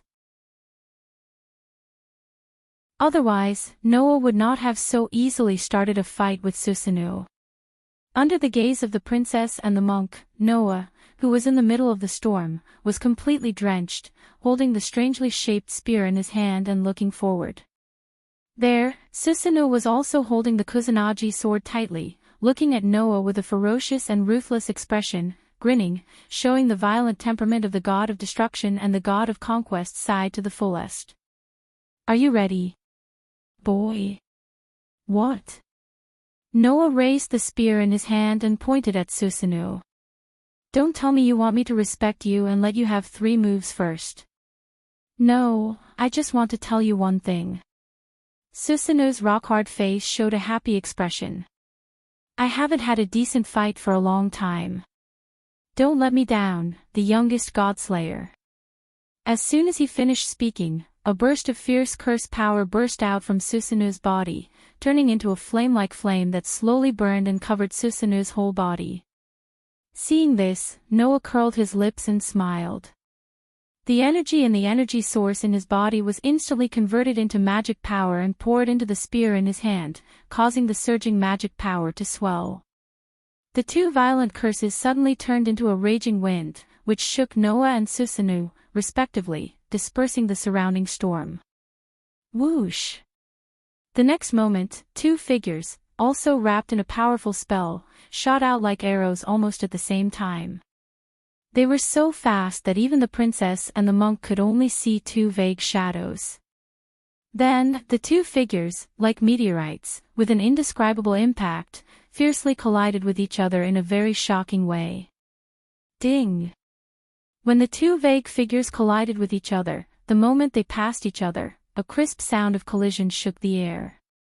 That was the sound of the sharp spear thrusting out like lightning, but it was blocked by the divine sword like a heavy shield, causing sparks to fly everywhere, and a small circle of energy ripples stirred up the sound of sparks. Did you beat me to it? Susano laughed out loud. Then it's my turn. While speaking, Susanu raised the Tian Songyun in his hand directly above his head and slashed down at Noah in front of him. Swoosh! On the pitch-black divine blade, a strong gust of wind tore the air apart. The sharp sound of the wind breaking was heard, which made people's eardrums tingle. Facing this fierce slash, Noah's eyes flashed, and relying on his amazing arm strength, he fiercely swung the red spear from the bottom to the top. Clang! A bell-like sound reverberated in the air, setting off a strong wind that rushed in all directions, causing cracks to appear on the ground where Noah and Susanoo were standing.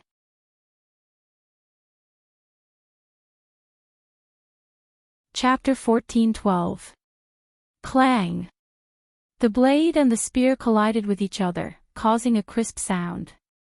The eyes of the god-slayer holding the holy spear and the god of disobedience holding the divine blade were burning with unyielding fighting spirit.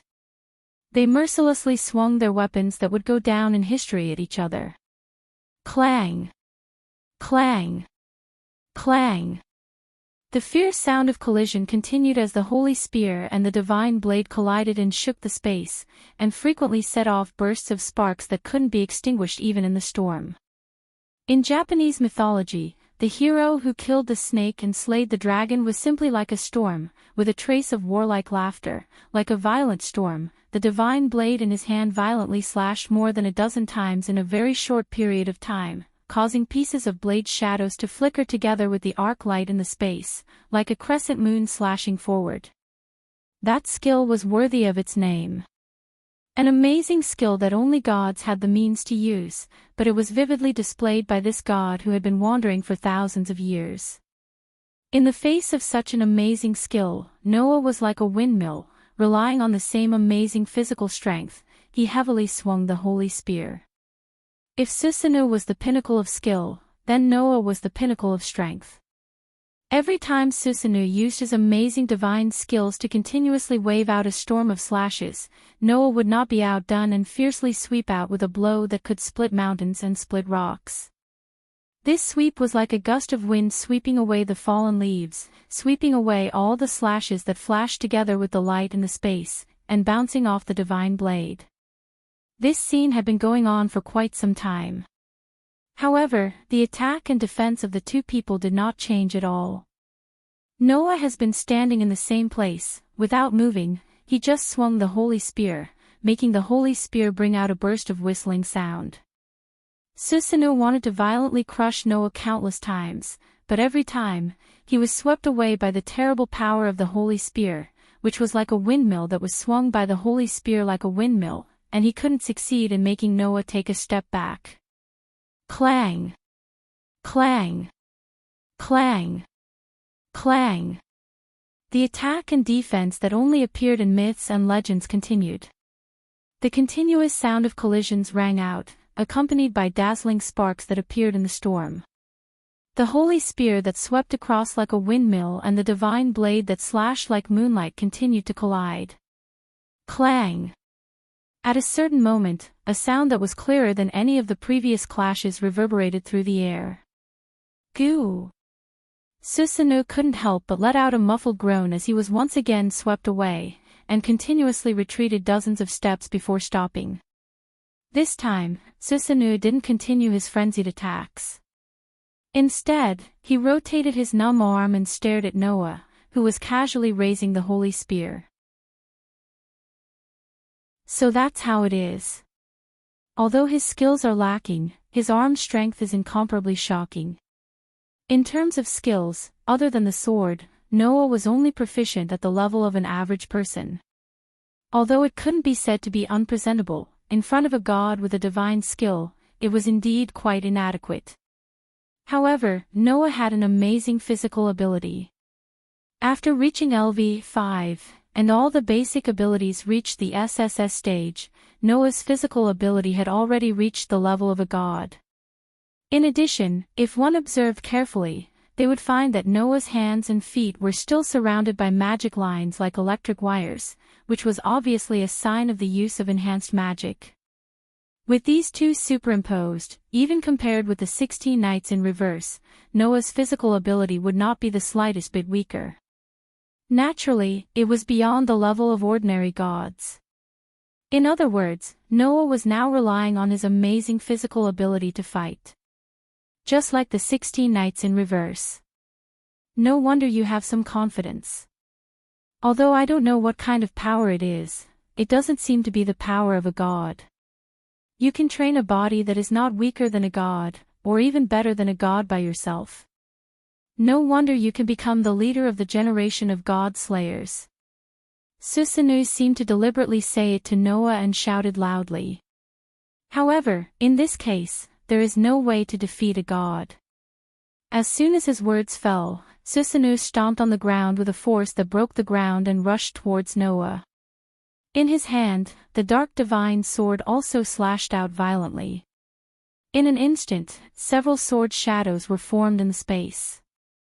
It was still the same divine sword skill as before. However, this time, the trajectory of the sword's shadow suddenly changed halfway, causing the original storm-like offensive to change completely. It became like the rolling waves of the sea, wave after wave, with a kind of endless and continuous entanglement. Noah's brows suddenly wrinkled, but he still picked up the holy spear and violently waved it at the incoming sword's shadow. Clang! Another crisp sound of collision rang out. However, almost in an instant, Noah's expression changed slightly. Because, with amazing strength, the holy spear smashed heavily on Susanoo's divine sword, but Susanoo's divine sword was not repelled as usual. Instead, it was entangled by a snake, and in a burst of fierce sparks, the spear and the divine sword violently rubbed against each other. Ha ha ha ha! Susanoo burst out laughing. You have been hit. God Slayer.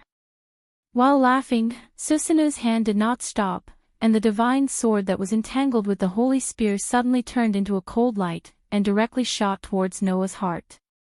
This attack, there was no room for mercy. If hit, Noah would at least be seriously injured on the spot and lose the ability to fight. Unfortunately, for Noah, this attack was no threat at all. Clang! The sharp pitch-black divine sword directly pierced Noah's heart, and it actually caused a crisp sound of steel hitting steel, and even sparks of friction. This incredible scene finally made Susanoo's wild laughter stop on his rock-like face. It was just a moment. Whoosh! He saw, Noah turned around and kicked a powerful kick in the direction of Susanoo. Bang! Susanoo, who did not have time to react, was directly kicked in the chest with a powerful force, and with a muffled sound, his whole body was kicked out. Whoosh! The terrifying strange force acted on Susanoo's body, and his whole body turned into a cannonball, and with a sharp sound of breaking the air, he finally hit the rock wall of a cliff, and directly smashed the cliff wall, and pieces of rocks fell to the ground. Bang, bang, bang, bang. Pieces of rock smashed into the ground, causing a series of heavy muffled sounds to resound. Susanoo was directly buried by the rocks, and in an instant, his figure disappeared. However, it was only for a moment. Bang! In the next moment, a storm rose from the center of the pile of rocks, and directly lifted the huge rocks. In the center of the storm, Susanoo slowly stood up, raised his head, and shot straight in the direction of Noah like an arrow. You're quite capable, boy. A trace of blood flowed down from the corner of Susanoo's mouth. Can you have an invulnerable body? Is that your power? Susanoo narrowed his eyes. Invulnerability is usually a power possessed by the god of steel. Could it be that you've killed a steel somewhere? You talk a lot of nonsense, don't tell me you expect the opponent to tell you his ability in a duel. Noah said so, and the corner of his mouth slowly rose. Compared to this, shouldn't you be more concerned about that broken sword of yours? If you don't pay attention to it, it will break. Hearing this, Susanoo's face changed, and he suddenly turned his head and looked at the Tian Tsongyun in his hand, and then, his face changed again. Because on the body of the famous divine sword, there were cracks all over it, and the Tian Tsongyun looked like a glass that was about to break, and it was too horrible to look at. You also said that my skill is not good. In that case, why should I use this spear? Noah raised the holy spear in his hand and pointed it at Susanoo from afar, which was emitting a sacred and ancient aura. That is because this spear exists to bury gods like you.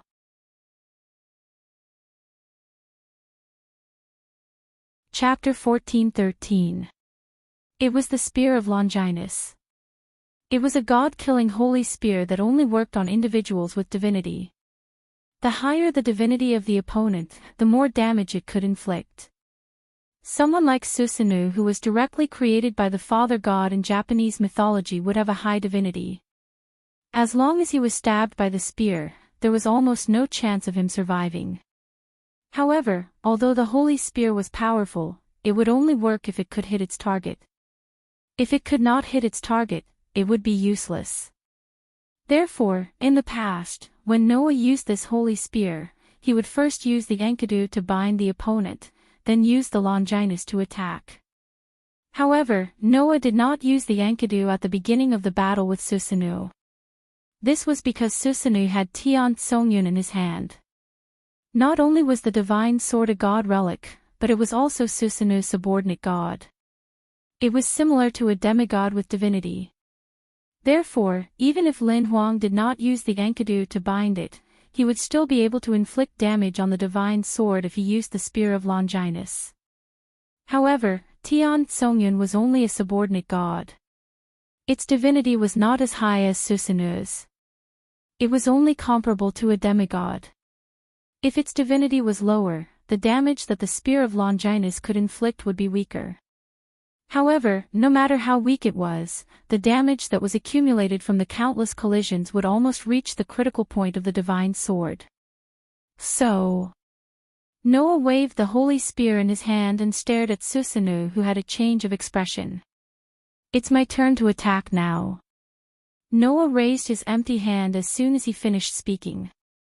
Buzz! Suddenly, golden ripples appeared in the air around Noah. Golden light flowed on the surface of the ripples. There were wedges of different shapes at the front of the chains. The crisp sound of the chains could be heard as they shot toward Susanoo. Susanoo finally couldn't keep his calm anymore. This was because the chains that shot towards him were as threatening as the strange spear in Noah's hand. It would be bad if he was caught by the chains. Susanoo's heart was filled with a strong sense of alarm. Immediately, Susanoo's body was surrounded by a strong gust of wind. He lifted his strong body and flew up into the air. Amidst the crisp sound of chains clanging against each other, the chains suddenly turned around and rushed toward Susanoo, who was flying in the air. Susanoo was speechless. He immediately controlled the wind and turned it into a hurricane. It was like a tornado that swept across the sky and retreated at an extremely fast speed. However, the rain of chains didn't give up and continued to chase after Susanoo. It was as if the rain of chains was following closely behind Susanoo. Therefore, in the stormy weather, the tornado and the chains that were glowing with a dazzling golden light began a chase under the dark clouds. Moreover, both of them were moving at an extremely fast speed. Looking at this scene, even the princess and the monk's expressions began to turn anxious. Those chains. The tyrant stared at the chains that were chasing after the tornado. Is that a type of god relic too? I think so. Ordinary weapons can't threaten a god. However, you can't ignore the weapon that the Devil King is using. The princess was in disbelief as well. What exactly did the Devil King use to be able to use those god relics so easily?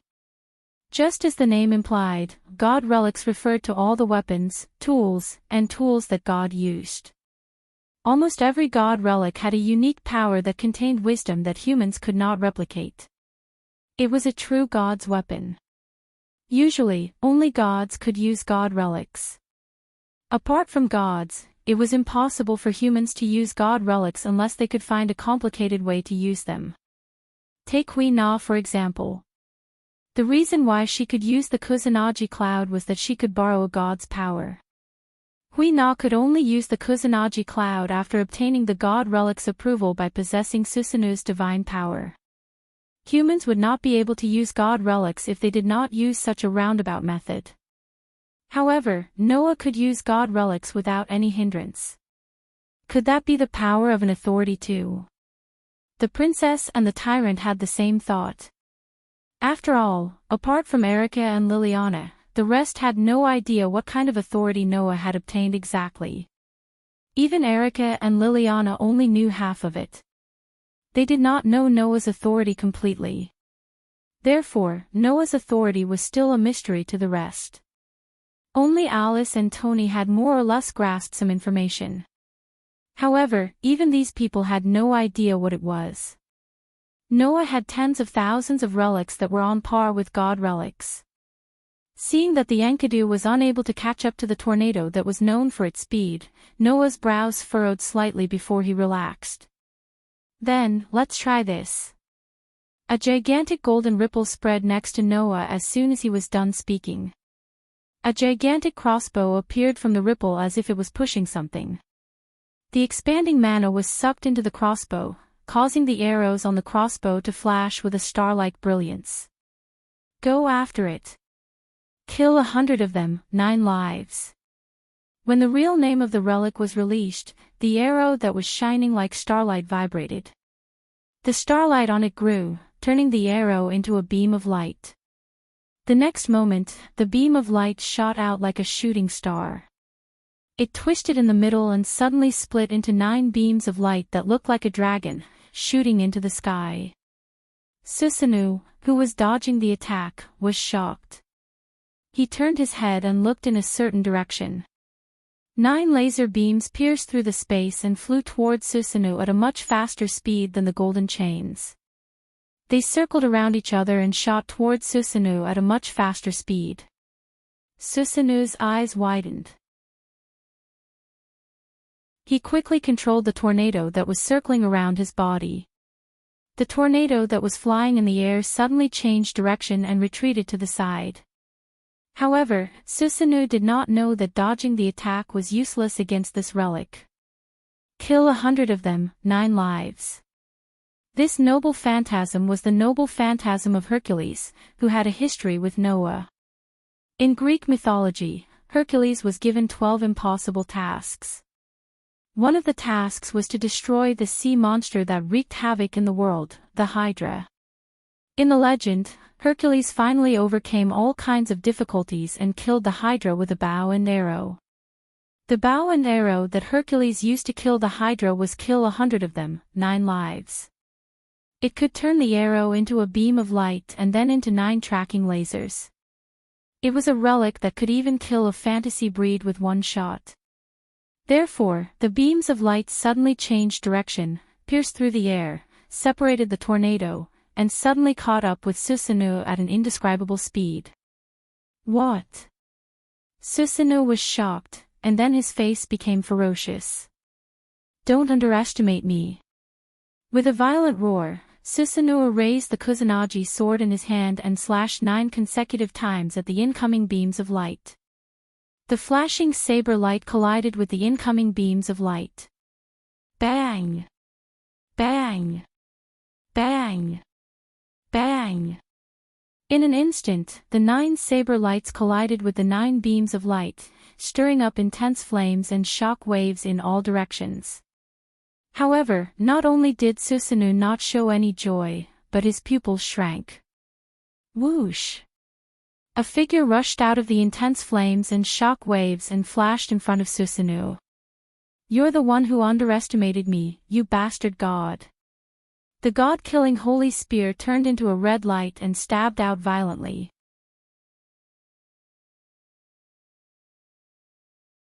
Chapter 14:14. Whoosh!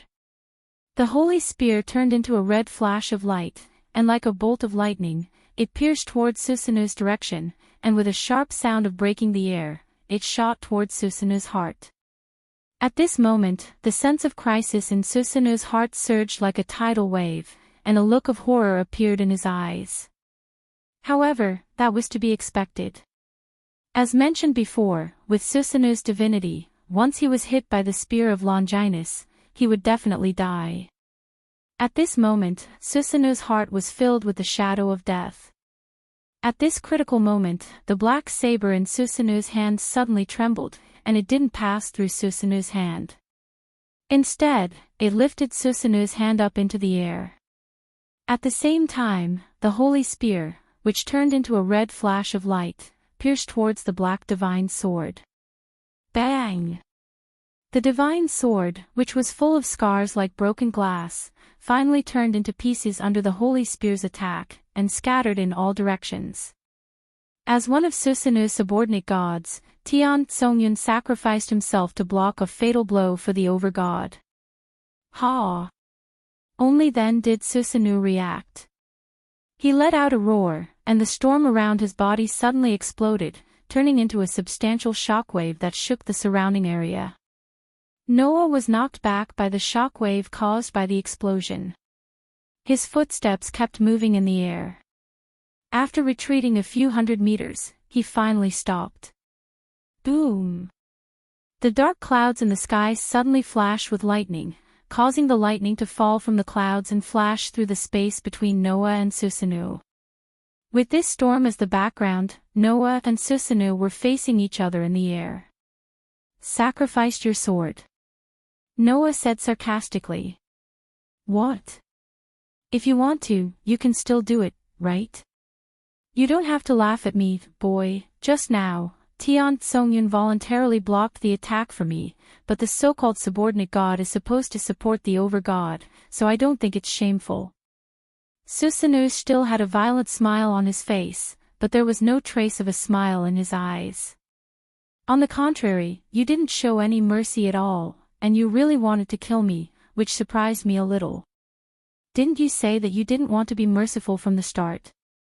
Noah glanced at Susanu. I clearly remember that after you broke through my defense, you aimed your sword at my heart. That can't be helped. Susanu didn't hide anything. Fighting against a human hero who can kill a god, I don't have the confidence to win in the future. Then I'm the same, right? Noah said lightly. At this time, when I can't use my true power, I also don't have the confidence to defeat you if I show mercy. Oh. Susanu raised his eyebrows. In other words, as long as you don't show mercy, you have the confidence to defeat me? Hearing this, Noah didn't answer immediately. Instead, he curled his lips and raised the holy lance in his hand, pointing it at Susanu from afar. Didn't the attack just now fully prove this point? Yes. The attack just now had fully proved this point. Even if Noah can't use his authority yet, with his current strength, as long as he uses his full strength, he can defeat a god. Today, Noah has been reborn, and his strength is no longer the same as when he first came to this world. When he first came to this world, Noah didn't become a god slayer, and he didn't have the authority of a god. After Tony used the power of the demon sword, he was defeated in a single attack. Now, Noah was much stronger than he was back then. Even without the authority of a god, Noah still has the power to defeat a god slayer and a god of disobedience. This is a true rebirth. Susanu didn't know that Noah didn't use his authority from the beginning to the end.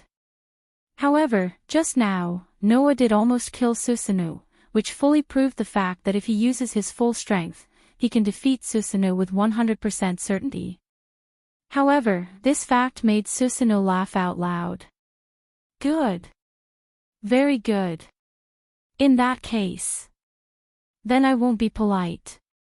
As soon as the words fell, Susanu's body suddenly surged with a vast amount of curse power. The tsunami-like violent and rich curse power turned into a substantial storm, accompanied by Susanu's raised hands, and while rotating, it gathered around Susanu's body. The violent storm even formed a raging tornado, running down from the sky, connecting the whole world, and spinning crazily. Under such circumstances, the dark clouds in the sky seemed to be stirred up as if they were boiling, and the rock formations on the ground were directly dug up. Trees and gravel were directly uprooted and constantly swept into the storm, causing the storm to reach a diameter of hundreds of meters in an instant. In the center of the storm, Susanu raised his hands and shouted loudly. God Slayer! Take the final blow that I will use up all of my divine power. Hearing Susanu's words and feeling the terrible curse power contained in the terrifying storm, Noah's face gradually became serious, and he murmured, "It seems that this is indeed your final blow. Susanu's power is definitely not inferior to Velaslana and Mercado. In other words, this storm god is also a god of the highest level. For a deity of such a level, a blow that was charged with all the curse power in his body was equally dangerous to Noah without using his authority. If that's the case, I have to use all my strength." After saying such a sentence, Noah threw away the holy spear in his hand and let it be swallowed by the golden ripples.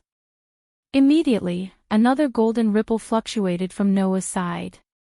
Fortunately, this is the secluded world, a world formed by the combination of different spaces. As Noah's voice sounded, a strange-shaped sword slowly emerged from the golden ripple. Noah stretched out his hand, tightly grasped the hilt of the strange-shaped sword, and suddenly pulled it out. So, even if this sword can cut the world, it can only cut the space. It won't hurt the world itself, right? Noah raised the strange-shaped sword high above his head. "Then wake up. Because of your power. Unless it's a last resort, I won't use you. It's rare to have such a stage. Cherish it. Show me all of your power." The treasure artifact named Obedient Parting Sword, EA, suddenly trembled. Whing! In the trembling sound, the three blades that made up the sword suddenly rotated, and set off a red wind pressure. The red wind pressure became more and more intense, and finally, it turned into a red storm, and also swept down from the sky, sweeping the earth. Suddenly, one red and one gray tornado directly reflected between heaven and earth, stirring up the dark clouds, cutting open the fragile earth, and letting the earth-shattering wind wreak havoc in the entire space. The princess and the monk had already retreated, and even retreated to the edge of this space, looking at the two storms that ran between heaven and earth. Their faces were full of shock. "So you're also the controller of the storm? God Slayer?" Susanoo laughed wildly. "Very good. Very good. Is your wind stronger, or is my wind stronger? Let's have a competition." After saying that, Susanoo raised his hands high, and heavily waved them down. Whoosh! The raging gray storm turned into an impact, and as if it was trying to break through the sky, it carried a crazy whistling sound, and violently shot towards Noah's direction. Seeing this, the corner of Noah's mouth lifted, and a flash of light suddenly flashed in his eyes. The star of heaven and earth's origin, Enuma Elish. The obedient parting sword, EA, which was spinning at an extreme speed, was fiercely stabbed out by Noah. Whing! The red wind pressure condensed into a monstrous red storm, and along the way, it cut open space, and cut open heaven and earth, and brought along a pitch-black spatial fault, to meet the oncoming gray storm. Dong! As if shaking heaven and earth, the roar resounded in every corner.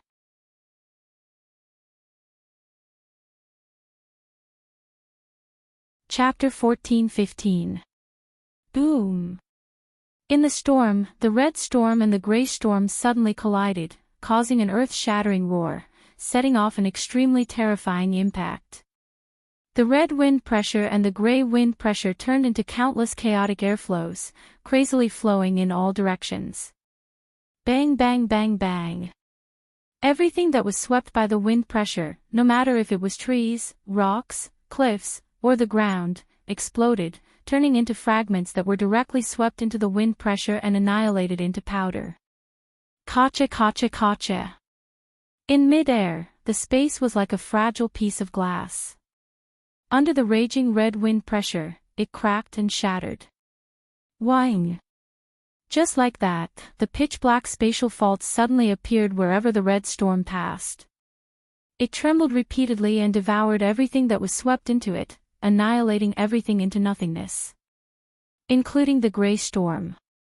Almost at the moment of collision, the gray storm was suddenly entangled by the red storm, and was suddenly pulled into the spatial fault by the red storm, disappearing into the pitch-black spatial crack. What? Susanu's face was filled with horror. Noya, who was holding the 3 blades in his hand, continuously spun and released a red wind pressure. He looked at Susanu's horrified expression and sneered. The controller of the storm. That's not right. The real ability of the noble phantasm was not to control the storm. Instead, it was to form a spatial fault, and then split the world, reproducing the scene of hell before the birth of heaven and earth. So, it should be the creator of hell. After saying that, Noah was like a raging torrent of magical power, pouring it into the noble phantasm. Boom! An even more violent red wind pressure suddenly expanded from the point where the 3 blades of the Sword of Guile parting, were connected. The wind pressure expanded and turned into a storm that pierced through space. While it tore through the space barrier, it carried along a dark space fault and swept violently towards Susanu's direction. The pitch-black spatial fault that seemed to have divided the whole sky into 2 suddenly became like a pitch-black galaxy, crossing the sky and falling on the huge gray storm. The gray storm was directly crushed by the pitch-black spatial fault, turning into a turbulent flow, and was pulled into the spatial fault, disappearing without a trace. Then, the red wind pressure gathered into an even more terrifying storm, and like a red tornado breaking through the sky, it violently shot in the direction of Susanu. At this moment, in Susanu's heart, a fatal sense of crisis exploded. The shadow of death suddenly shrouded Susanu's heart. His pupils shrank to the size of a needle tip. His resolute face was filled with horror and despair. After exhausting all of his divine power, Susanu could only watch helplessly as the spatial fault that seemed to have divided the sky and the earth into 2 halves, as if creating a road leading to the underworld, rushed towards him. In his heart, there was even a touch of despair. In such a situation, the red wind pressure still tore the space apart like glass, causing the space fragments to splatter in all directions. On one hand, the red wind pressure divided the sky and the earth into 2 halves, and on the other hand, the spatial fault that symbolizes the underworld was approaching in the direction of Susanu. It didn't take long for the spatial fault that divided the sky and the earth into 2 halves to arrive in front of Susanu. Susanu, who has exhausted all of his divine power, could only stare blankly at the spatial fault that filled his entire field of vision, and his whole body was frozen in place, unable to move at all. Just when Susanu was about to be engulfed by the red wind and annihilated by the spatial fault that divided the sky and the earth, 2 figures suddenly appeared on both sides of Susanu, grabbed Susanu, and then disappeared in place. In the next second, the red wind pressure swept past the spot where Susanu had been standing. The pitch-black spatial fault also sliced this part of the world in half, and it didn't slow down in the slightest as it flashed past like the Milky Way until it reached the end of the world. Wherever the pitch-black spatial fault passed, the surrounding space would crack open, making the entire sky look like a spider web, filled with cracks. After an unknown amount of time had passed, the red wind pressure that had ripped open the space and created a spatial fault gradually dissipated and slowly disappeared. What was left was the spatial fault that seemed to have divided the entire sky into 2 halves, spanning across the 2 ends of the sky, and it didn't calm down for a long time. As for the ground, under the raging wind pressure, it has long been turned into ruins. The original mountain forest and stream had long been completely shattered and disappeared without a trace. When the 3 spinning blades that were spinning at an extremely fast speed slowly stopped, and the red wind pressure completely disappeared. Noah slowly pulled back the Guile sword, that he had thrust out. Looking at the huge, pitch-black spatial rift that stretched across the entire horizon and split the entire sky into 2, there was no joy on his face.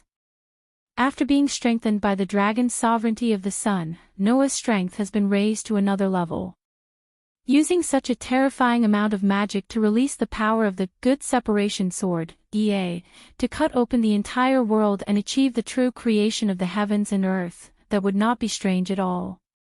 Of course, there is also the reason why this space is only a part of secluded world, and it is not as big as a real world.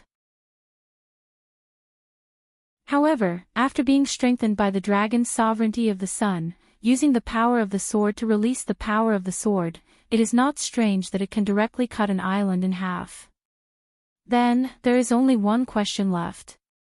In the end, did we still let him escape like this? After saying this, Noah turned around and looked at the corner of the ground that has been turned into ruins. There, 3 figures suddenly appeared without any warning. Susanu's knees went soft, and he knelt on the ground, his face full of fear as he violently gasped for breath. Beside him, the princess and the monk's faces were also pale, and their eyes were filled with shock. Just now, if the princess and the monk did not use the special teleportation method of secluded world to save Susanu in time, at this moment, Susanu would have disappeared without a trace. Whether it was the dignified and polite princess, the rebellious monk, or the unscrupulous Susanu, none of them expected this.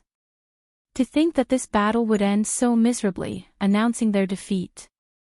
The highest level god, in the hands of a single god slayer, was reduced to the point where he needed to be saved to survive. It has to be said that this is the most practical way to slap the face of the previous few people who said that it would be difficult to determine the victor. Just like this, under the gaze of the 3 people, Noah slowly floated down from the sky and landed on a broken rock. With the dark space fault as the background, he looked at Susanu. What's wrong? Not fighting anymore. Susanu's face became extremely ugly. The storm god, who is famous for his violent temperament, wants to continue to fight with Noah for 300 more rounds. However, when he glanced at the strange sword in Noah's hand, a trace of fear involuntarily appeared in Susanu's eyes.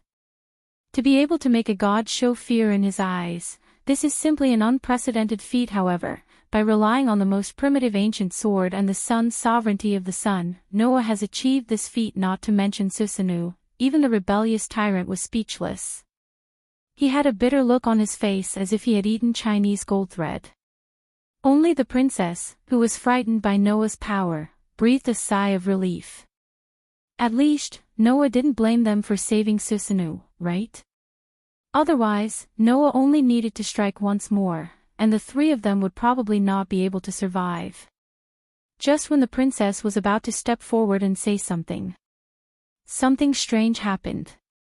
Boom! In the sky, in the deepest part of the dark space fault, a deafening loud noise resounded. Immediately afterward, a burst of laughter shook the air from inside. Ha ha ha ha. I, old son, am free. You're tuning into the Journey of the Soul YouTube channel. Don't forget to subscribe and join us on this journey to catch the most captivating stories.